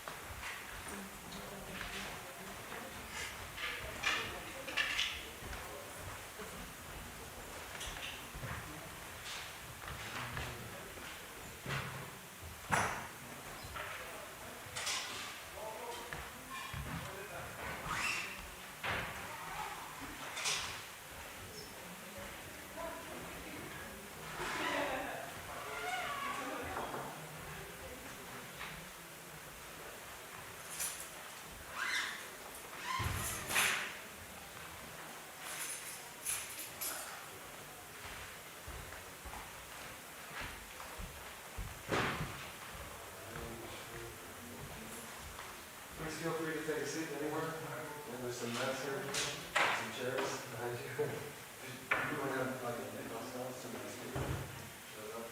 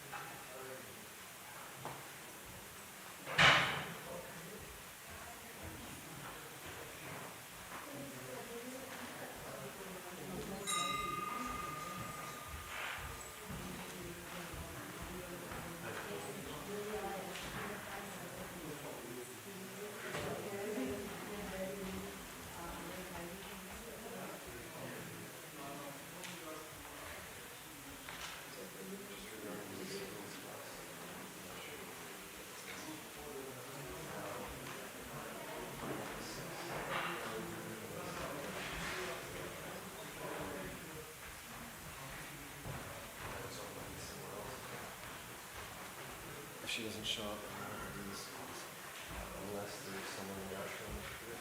So if you get this message now, you just check it. Anyone in the ashram might be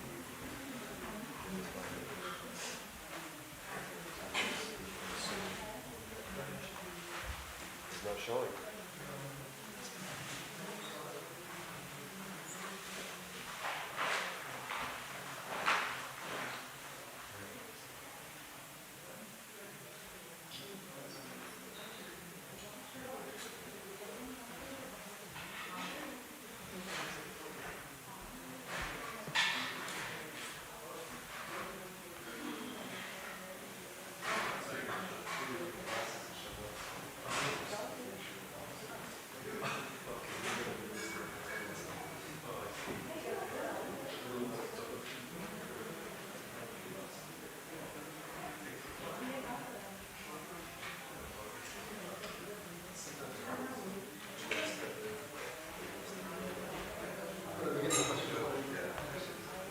Hare Krishna. You're giving class, right? Do you need cocktails? Do you need it for Maharaj? No. I'm Yes. just asking if you want some cocktails. Yeah, we will need that to play a little bit to begin with. Just, Sure. yeah, thank you.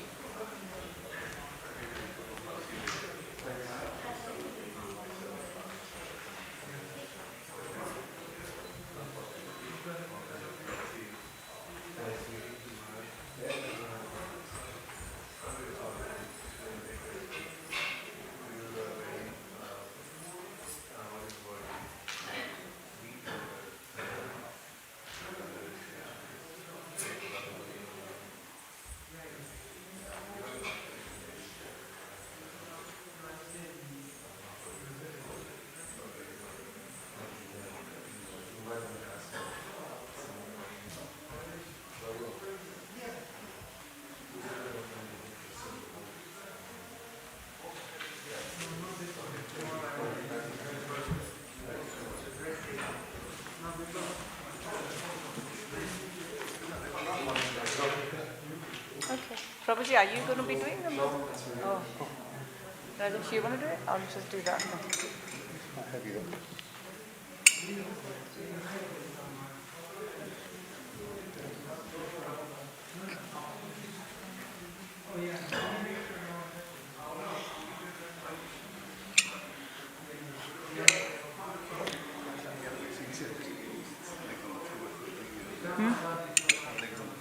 Yeah.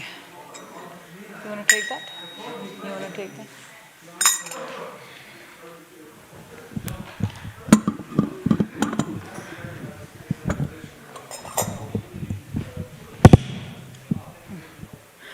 Shri Shri Radha Gokul नंद भगवान जी की, श्री श्री सीताराम लक्ष्मण हनुमान जी की, गौरा निताय की, श्रीला प्रभुपाद की, His Holiness Bhakti Charu Swami Maharaj ki.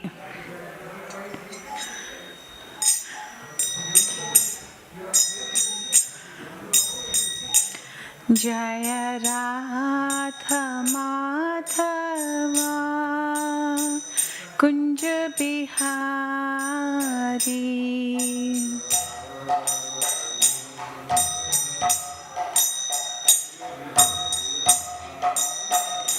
Jaya Radha Madhava Kunj Bihari.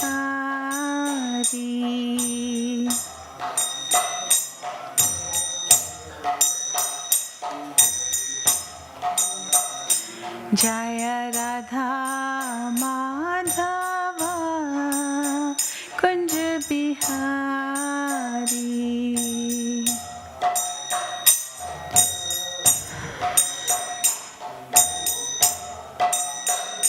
Jaya Gopi Janavallabha Girivardhari.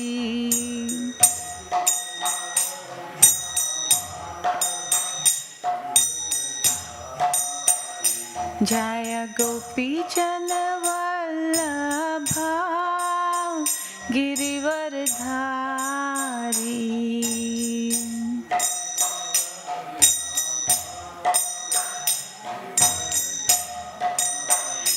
Yashodanandan Vraj जनरञ्जनम्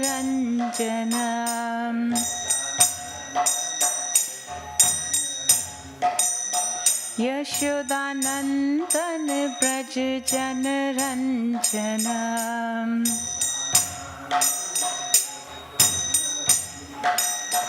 Yashodanandan Vraj जनरञ्जनम्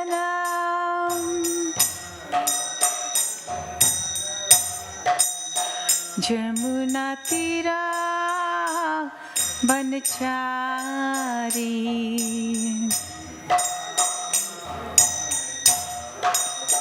Jamuna तीरा बनचारी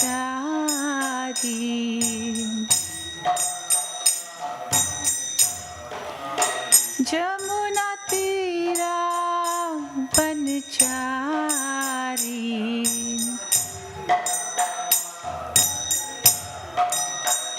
जय राधा माधवा कुंज बिहारी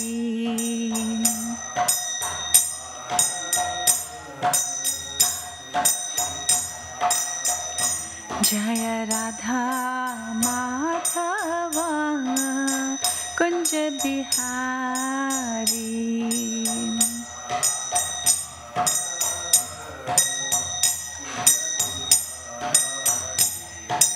हरे Krishna Krishna Krishna Hare Hare Hare Ram Ram Ram Hare Hare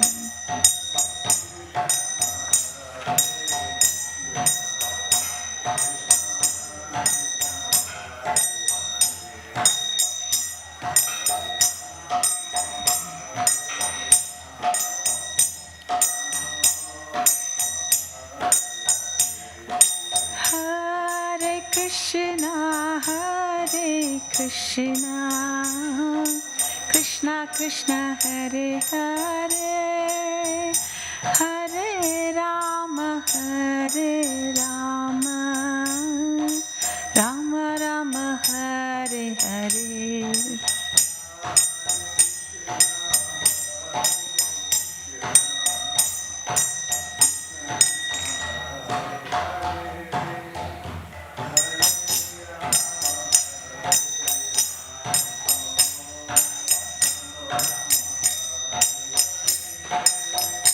Jaya Radha Gokula Nand Radha Gokula Nand Radha Gokula Nand Shri Radhe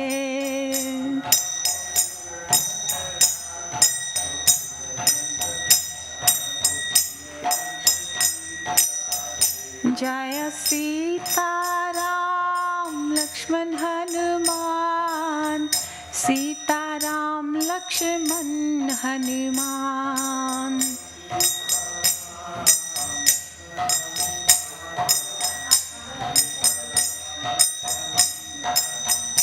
Jaya Gauranitai Gauranitai Gauranitai Jaya Gauranitai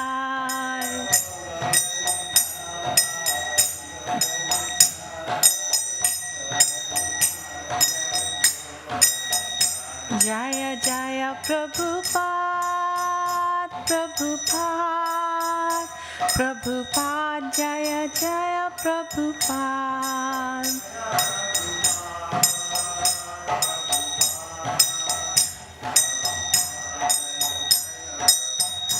Jaya Jaya Gurudev Gurudev Gurudev Gurudev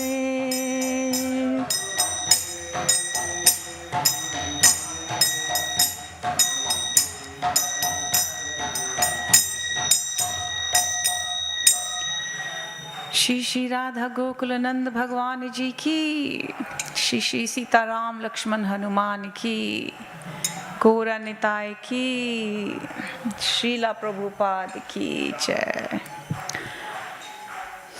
Om Namo Bhagavate Vasudevaya.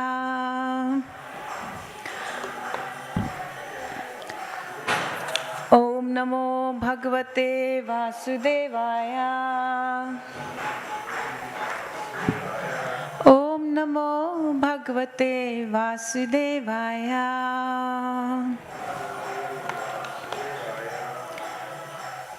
So today we'll be reading from Bhagavad Gita as it is. And it's chapter 6, verses 20 to 23. So it's a little bit of a long verse. And we will be just doing the English translations. So to try and fit 3 verses into 40 minutes, it'll be a bit difficult, but I will try. Otherwise, as long as we can just understand they are Krishna's words and what is the message Krishna's trying to give us, that is the most important for us, right? So, chapter 6 is Dhyan Yoga. And verses today we'll be doing from 20 to 23. I will only be reading verse 20 and we'll just be talking about 20, 21, 22 and 23. But in terms of reciting, we'll only just do 620. Rajesh, shall I?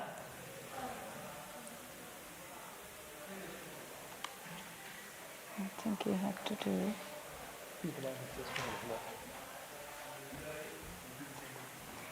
Escape. Yeah, there. So, Mataji, you ready to recite behind me? Of course, there is also Bhagavad Gita reading going on in the other room, but this is the one. Mataji is a regular here. You were here day before as well. Rajesh Krishna was giving class. Okay. Is it? Where are you going to? Oh, you live in Canada. Oh, okay. Mongnomi much colder there, isn't it? Okay. So 620 to 623. And where are you all from? You visiting? Visiting from US. US as well? Haribo. Oh, wow. Okay. Very nice. And kids from US? Oh, wow. I'm from Canada. You're from Kenton. Okay, that's in the neighborhood. Okay, very nice. Thank you. And Hare Krishna, welcome. Welcome to all the online viewers as well. So today's verse. Yatro paramate chittam nirudham yoga sevaya. Yatro paramate chittam nirudham yoga sevaya. Yatra chaivetmanatmanam Pashyan atmani tushyati. Pashyan atmani tushyati. Yatro paramate chittam nirudham yoga sevaya. Yatra chaiva atmanatmanam Pashyan atmani tushyati. So translation by His Divine Grace, Srila Prabhupada ki. In the stage of perfection called trance or samadhi, one's mind is completely restrained from material, mental activities by practice of yoga. So, in this stage of perfection called trance or samadhi, one's mind is completely restrained from material mental activities by practice of yoga. This perfection is characterized by one's ability to see the self by the pure mind and to relish and rejoice in self. In that joyous state, one is situated in boundless transcendental happiness, realized through transcendental senses. Established thus, one never departs from the truth, and upon gaining this, he thinks there is no greater gain. Being situated in such a position, one is never shaken, even in the midst of greatest difficulty. This indeed is actual freedom from all miseries arising from the material contact. So there is a big long purport here. So what we'll do is I'll just read tiny bit and then we'll just start interactive class. So purport by His Divine Grace, Srila Prabhupada Ki Jai. By practice of yoga, one becomes gradually detached from material concepts. This is the primary characteristics of yoga principle, and after this one becomes situated in trance or samadhi, which means that the yogi realizes the supersoul through transcendental mind and intelligence without any of the misgivings of identifying the self with the supersoul, superself. Yoga practice is more or less based on the principles of a Patanjali system. Some unauthorized commentators tried to identify the individual soul with supersoul, and the monists think this to be the liberation. But they do not understand the real purpose of Patanjali system of yoga. So we'll stop here, and as we go along, we'll read to understand the verse better. Yeah. So, who has heard of word samadhi? Would you like to tell me? Samadhi, do you know what does samadhi mean? Okay. Anyone? Yes, I mean, wild guess. Sorry? Samadhi? Maybe not. Anybody else? You got your phone? Google it. Samadhi, a Hindi word. Go on. Yes.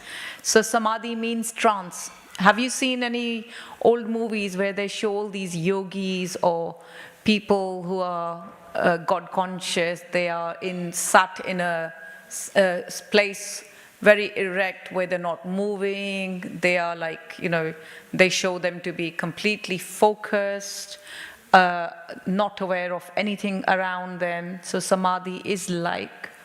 So the actual meaning itself is trance, and samadhi, that's what it refers to here. And like we just read in the actual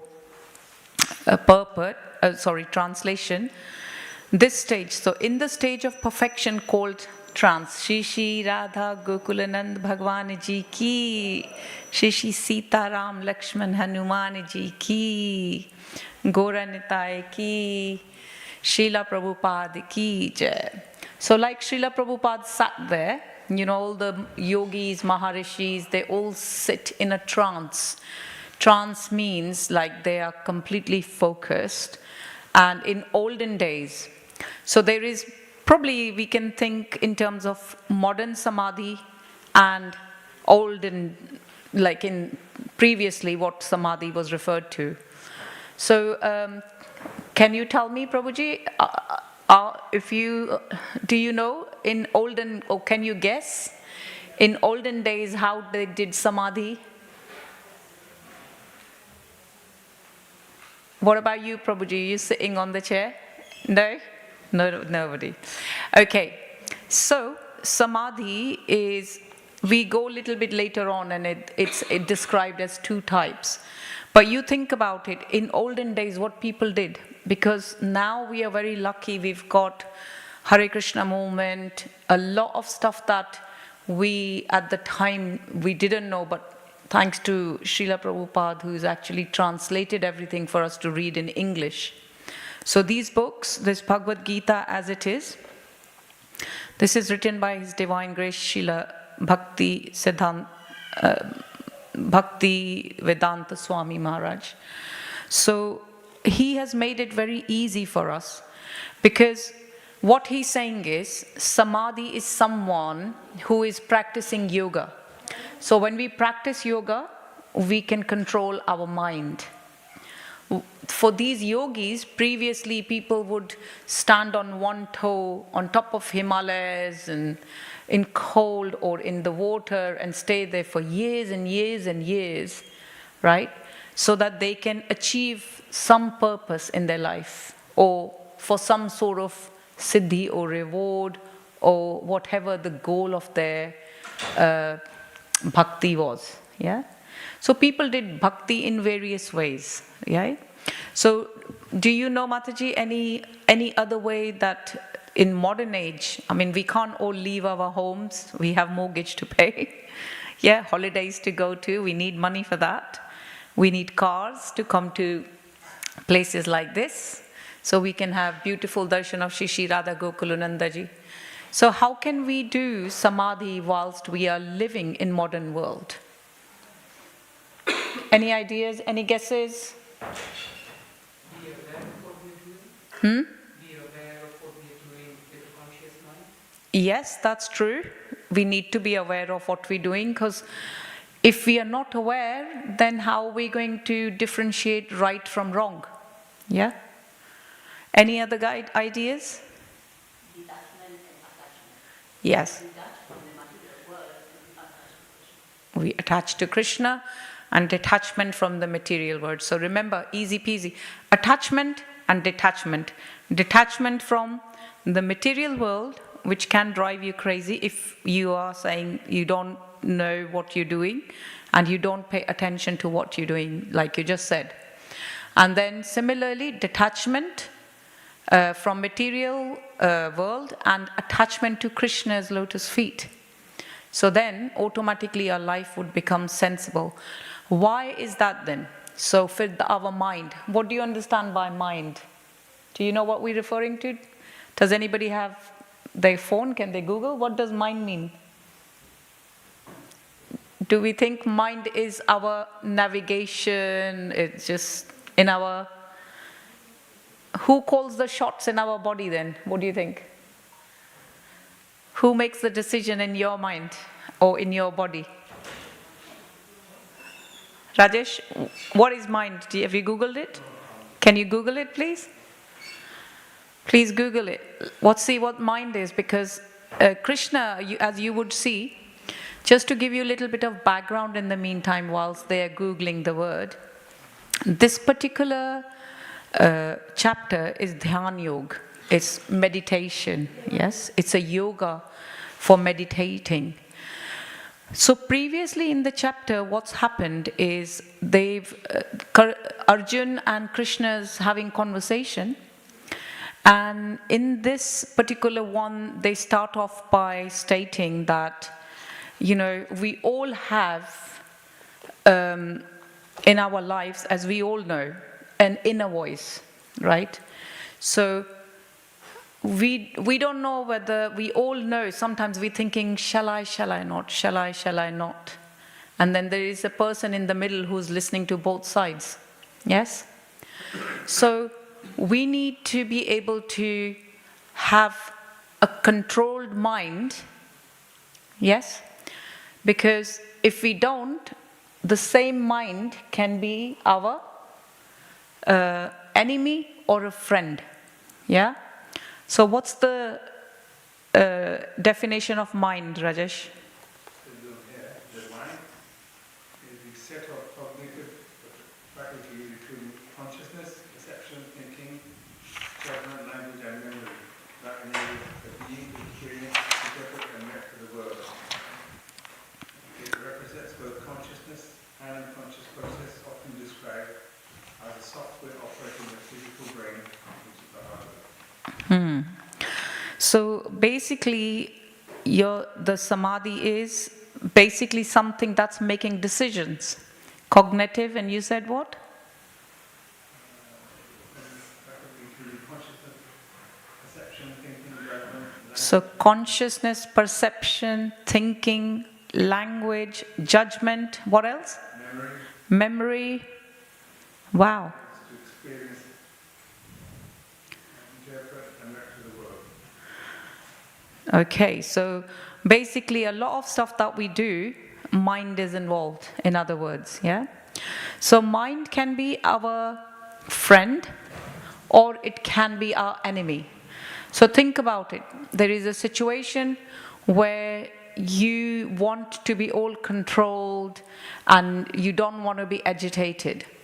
But in this, say it's an important interview you've gone for, and your mind is getting you all agitated, worried, anxious, and it misguides you into all the stuff you've learned to say.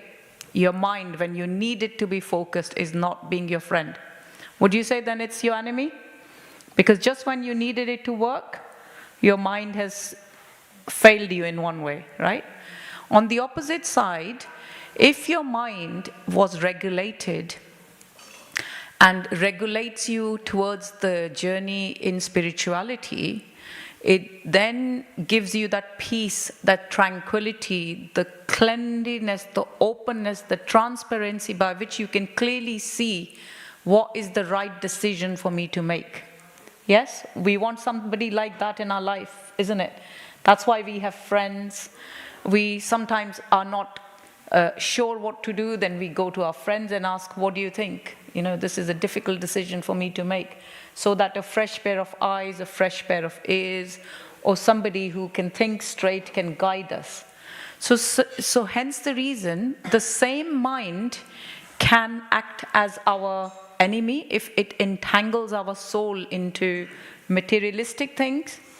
The same mind can be our friend if it takes us towards the freedom from happiness and distress. Because we can all control our mind, and there's many ways to control mind. And I think 2 days ago when Rajesh Krishna gave the class, he was talking about Ashtanga Yoga. In there is various things you do, pranayam, all these things we've heard. In yoga is important, right? People say about health. Who's the famous person that you know who does yoga? Any name that comes to your mind? Baba Ramdev, yes, exactly. Before that, so many people were doing yoga, but it wasn't that renowned. And now with yoga, people can get health benefits, all of these things. So similarly, when we are doing dhyana yoga, which is practice of meditation, as you all know, yoga is set of practices that you have to do regularly. Yeah, you have to be committed.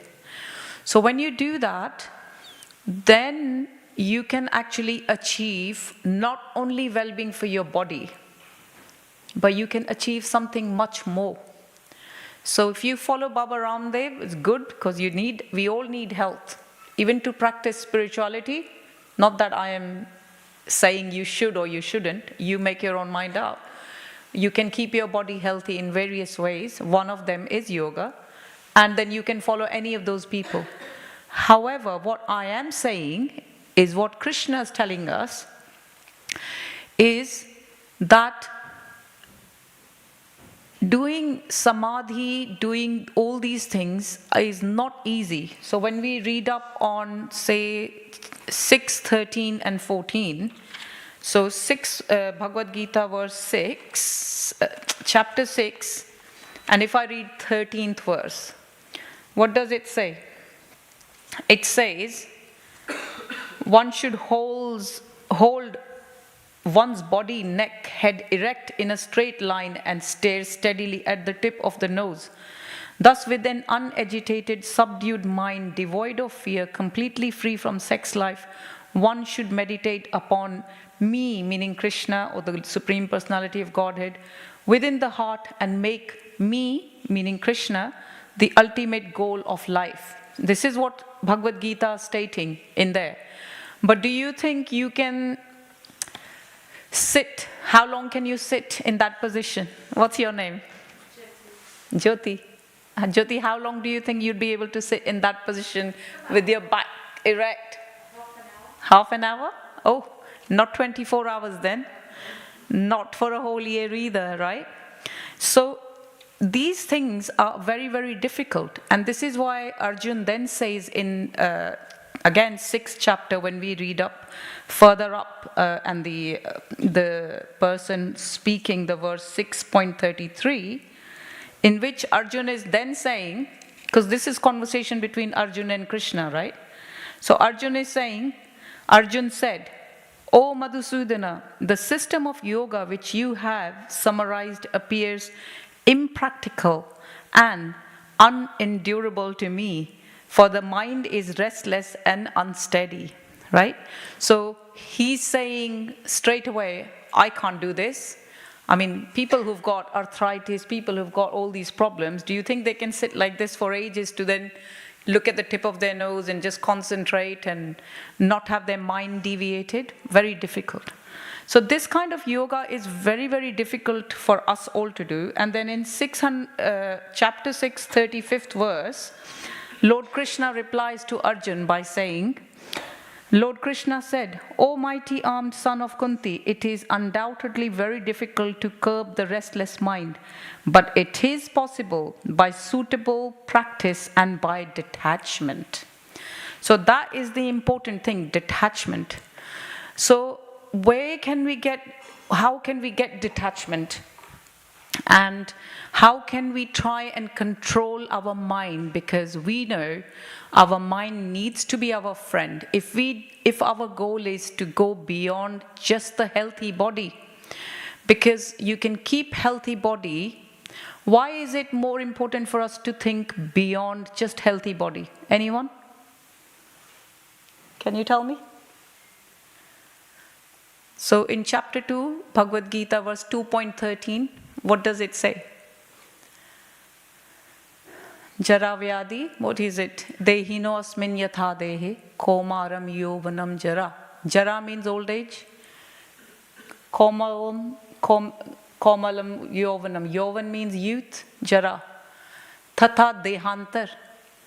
Like when you, in the same body, when you born as a child, think about it as a adolescent, as a young person, then comes old age, and then ultimately death. From the time we are born, we know we're all going to be, one day or the other, eventually die. The journey in between our birth and death, we need to keep healthy for, because we want to make it easy for ourselves, right? But the ultimate goal is to get out of this cycle of life and death and birth and disease and, old age, because it's painful. Yes? So for those reasons, we need to think of a goal which is not just keeping our body healthy, but keeping our mind in practice Krishna consciousness, so we can actually, in this lifetime, achieve more than just what most people would be doing, which is going through the cycle. Irrespective of whether you try or not, you will get happiness, you will get distress, right? So for those reasons, what they're saying is, when we have cessation of mental activities, or the cessation of mental activity or fluctuations, that's also like renowned nirvana. Had anyone heard of the word nirvana? Buddhists tend to use it. Cessation of material activities. So we need to, why is it important for us to have samadhi? Otherwise, mind control. In this age of Kali, because it's very degraded, it's a sinful age, and we all know there is a verse in Srimad Bhagavatam which says, Srimad Bhagavatam 1.1.10, which says, Prayana alpayusha sabhya kala asmin yuge jana manda sumanda matiyo manda bhagya hi upadrita. So they're saying in this age of Kali, men almost always have short lives. Think in previous times, our dads, granddads, their granddads, our ancestors, they easily lived over 100. Nowadays, people live 50, 60. This is age Kali. They are quarrelsome. People pick fight on the littlest of things. They're lazy. They are misguided. I'm not saying that, by the way, men. Please don't have it against me. This is in Bhagavatam 1.1.10, right? And it's saying they are unlucky and always disturbed. And it's not just saying men, meaning us women are not in goal. Can we say, oh, I have focused mind all the time? No, we can't. There are times in day when we are focused, there are times in day when we are disturbed. We hear certain news, we see something on TV, we get disturbed. So it applies to all of us. So in this short life that we have to somehow or the other learn to help ourselves, yeah? So we have ability to be satisfied, meaning tushyanti. It says in this word, tushyanti, and niruddham, meaning we can gradually detach ourselves, and we realize that it's not just this body, we are Atma. And then we can drag ourselves towards knowing ourself, which is by pure mind. Now, does anyone know who is that gentleman in the middle, or that deity in the middle in yellow dhoti? Anyone? Who else said Chaitanya Mahaprabhu? Yes? Would you like to tell me a little bit about Chaitanya Mahaprabhu? Little bit? Go on. Go on, any of you. Anyway, Chaitanya Mahaprabhu is none other but you see Radha Krishna here, they call Shri Radha Gokulanandaji, that's their name. Yeah? Like you have a name, although we are all human, we are Homo sapiens, but my name is Vrindavilasini Devi Dasi, your name is something else, and so on. So we can all be identified. Similarly, God, their Lordship has name. So Chaitanya Mahaprabhu is none other but Radha and Krishna so it's Krishna in the mood of Radharani. So that's why they call Golden Avatar as well, right? So we're very lucky because Chaitanya Mahaprabhu wrote no other books, but he wrote 8 verses. Anyone know what they called? Shishtashkam prayers. Please read them. Google it. You don't even need to buy books these days. If you want to buy it, then you can. It's a small amount of money which gets reinvested into printing more books for people who may not come from exalted backgrounds like you all have. And you're already born with religion, you're already born with Radha Krishna and all these things that you naturally know since you're growing up. So we're very lucky. So Mahaprabhu wrote Cheto Darpan Marjanam Bhava Mahadhavagni Nirvapanam Shreya Kaireva Chandrika Vitranam Vidyavadhu Jivanam. So he's written 8 verses, and in there he says Cheto Darpan Marjan. Darpan means what? Anyone know Hindi? Darpan means mirror. Yes? Cheto Darpan, Chit. Chit is knowledge or mind.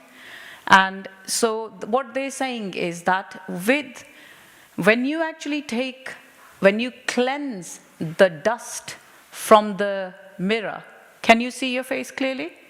Yeah? This is what Chaitanya Mahaprabhu did for us. It's a very confusing world. Our mind goes everywhere. Shall I follow this? Shall I follow that? He's given 8 verses, out of which he's mentioned that if we take away all the dust from our heart, which has been accumulated for years and years, because we have had so many janams and mrityus, before we've got this very important form of life in which we can actually think and take ourselves out of this cycle of birth and death and do more than what most people would do in this lifetime. So similarly, when we take the dust off our mind, we come to a state called where we can see self with pure mind. And then we automatically get satisfied because the nature of the bliss that we get, this is the 20 verse, I think verse 20, it's to do with this nature of this verse, the nature of this bliss is transcendental. It's not of this material body. Is this not material world? You think how much bliss we get when we have rasgulla. What did you have? Cheesecake? Tiramisu? What did you guys have? Anything nice? No? What did you have? Anything nice? Any sweet? Montal. Wow, that's really blissful. Anybody else had any sweets today? Or last few days? Come on. Gujaratis always have that, the yogurt thing they make. What is that? Shrikhand. Yeah? The taste is so blissful, right? Even to a Punjabi like me, I love some of the guji sweets that they do and snacks. So that is bliss for us, yeah? Now you sat here in a company of Shri Radha Gokulananda ji. When you leave temple, do you feel certain upliftment? Do you feel certain peace in yourself? Yes? That's what you come back to get all the times, right? So that bliss, think about it, that's all we know.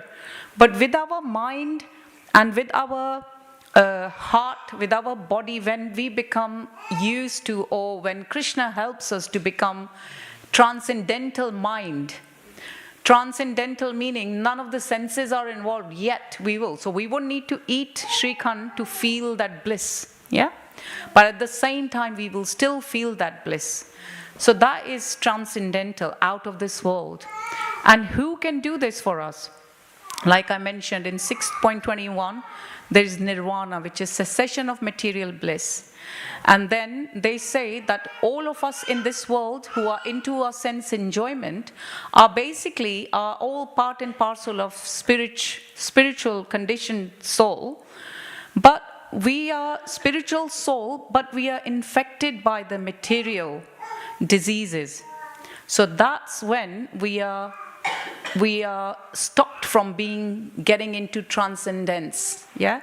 So we need to know Chitti Shakti, which is knowledge and mind. We need to be in a stage called Ananda Bhaya Bhaktya, or unlimited bliss. Swarup Vashishtati is the real life. So just like after mirror is cleaned, you can see your face clearly. Similarly, when the dust from our heart, by practicing yoga, by practicing Hare Krishna Mahamantra is removed, we have ability to see ourselves in Swarup Siddhi, or Swarup, there is a word used here, Vashishtati. And in there, basically meaning your real self. So we then attain that we can attain by who? That state is attained by reviving of Krishna consciousness, where there is no involvement of senses. So like I was saying to you, that there is two types of samadhis.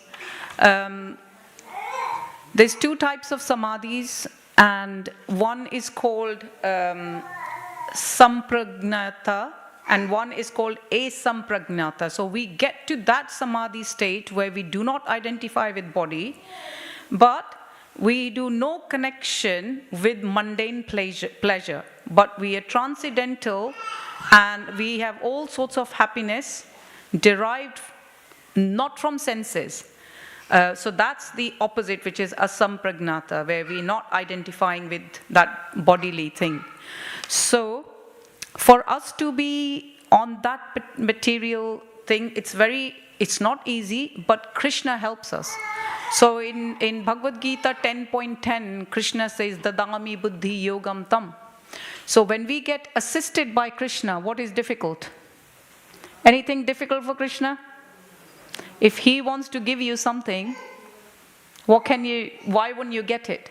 So when he gives us that insight, we are able to then be able to achieve that perfect, the blissful state that is permanent. It's not going to go away when you don't have gulab jamun or your ice cream's finished. That state of bliss stays with you permanently, yeah? So this is what is being said in Patanjali, Nirvana, all of these things. There are lots of impediments, like there's hypocrisy, but by using Hatha Yoga, Dhyana Yoga, Gyan Yoga, a lot of people tend to use, some yogis who just make mockery of the word yoga, they would use by intoxication, by indulging in sex, by perfecting siddhis, by producing products of other things like gymnastics and making a show of it. But what happens to them is they cannot attain the perfectional stage of platform, because they would only attain what they're after. But what we want is more, because in the end we know we are not of this world, because we are part and parcel of Krishna. So Sat Chit Anand, our nature is Sat Chit Anand. We want to be blissful by, and when you come here in the company of Shri Shri Radha Gokulananda Ji, when you leave with the amazing peace. It can't be described. You can feel it. Hence the reason why you come. You give your problems to Shri Shri Radha Gokulananda Ji. Your conversations going on with your mind, with your head, all of these things. A lot of us know in this world there's so many diseases, and there is so many people, like these doctors are telling us, oh, you've got, all of a sudden your life is all lovely and happy, and then you know someone who's been told, you've got cancer, you need to do this. All of a sudden, everything, it's like a little downer.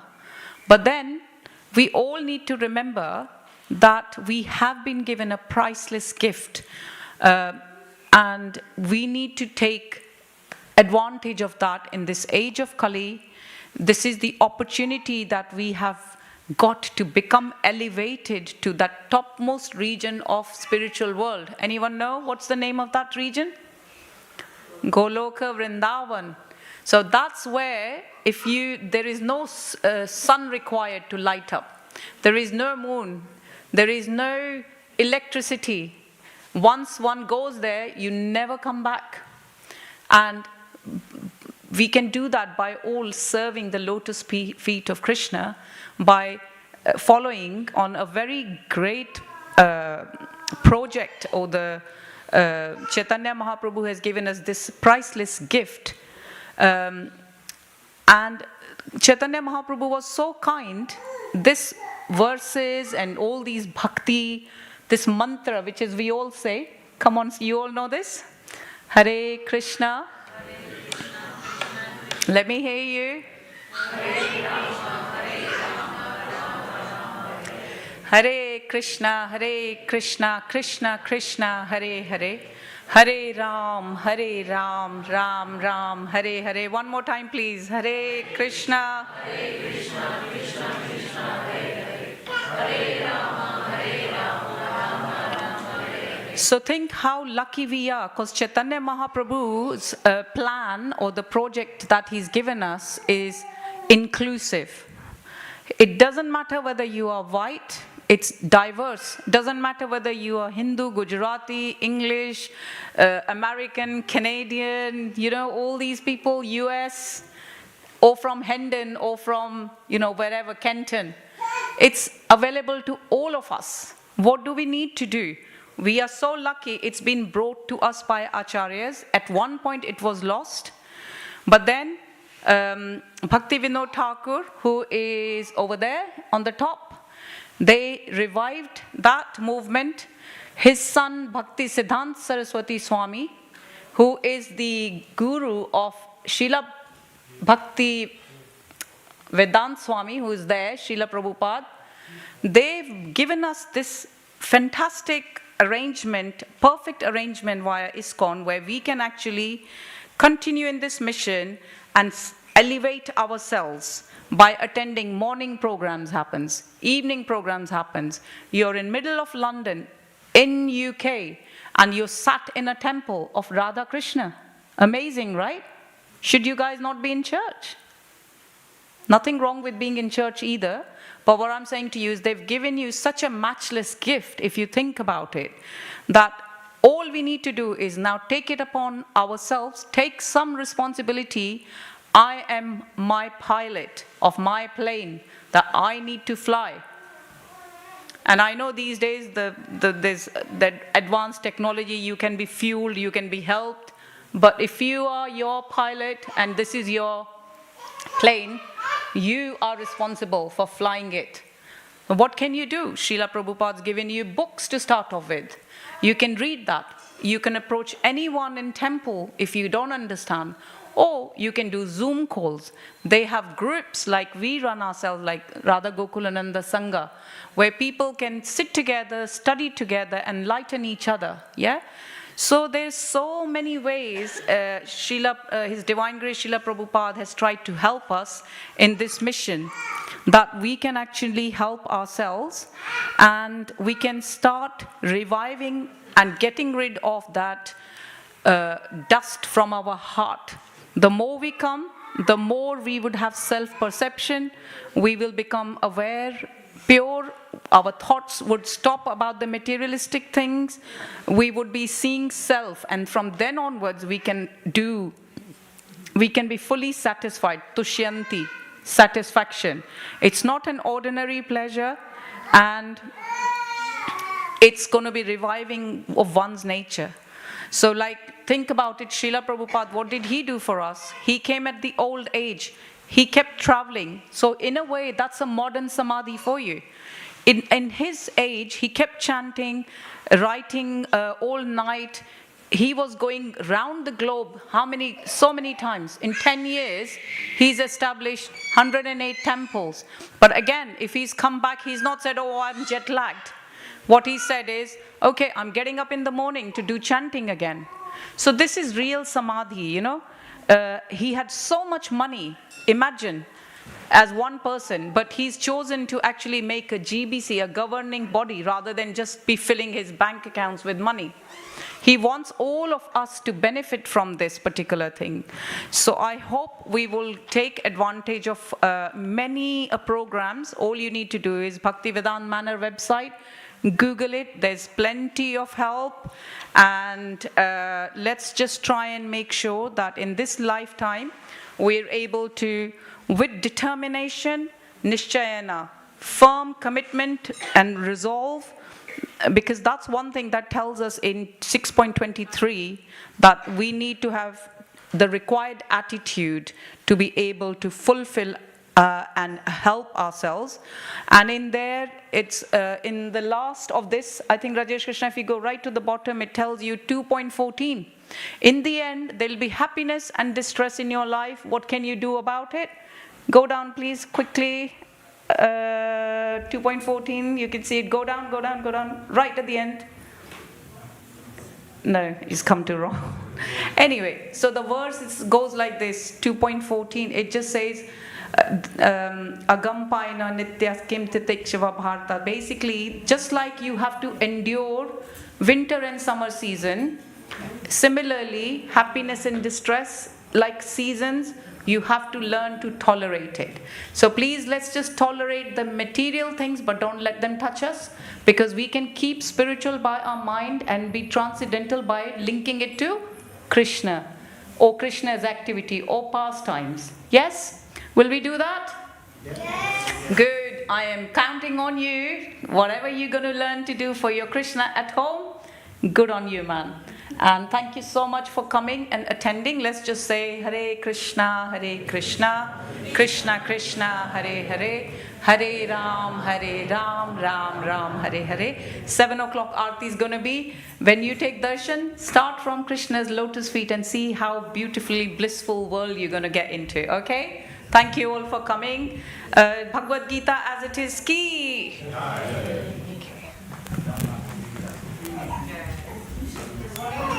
Swami Maharaj ki. Please help Prabhuji take this.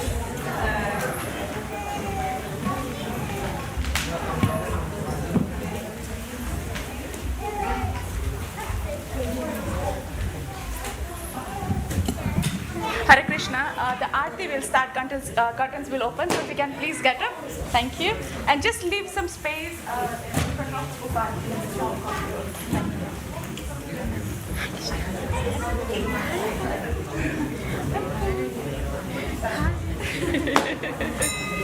Krishna. Hare Krishna. I'm right next to you.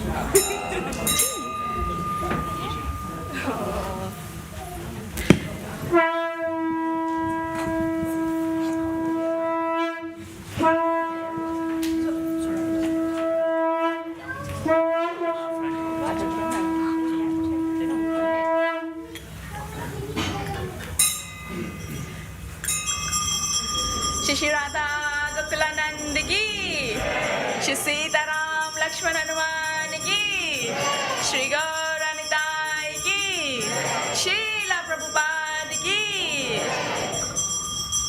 Keep it Jayo, Jayo Gaurachandra,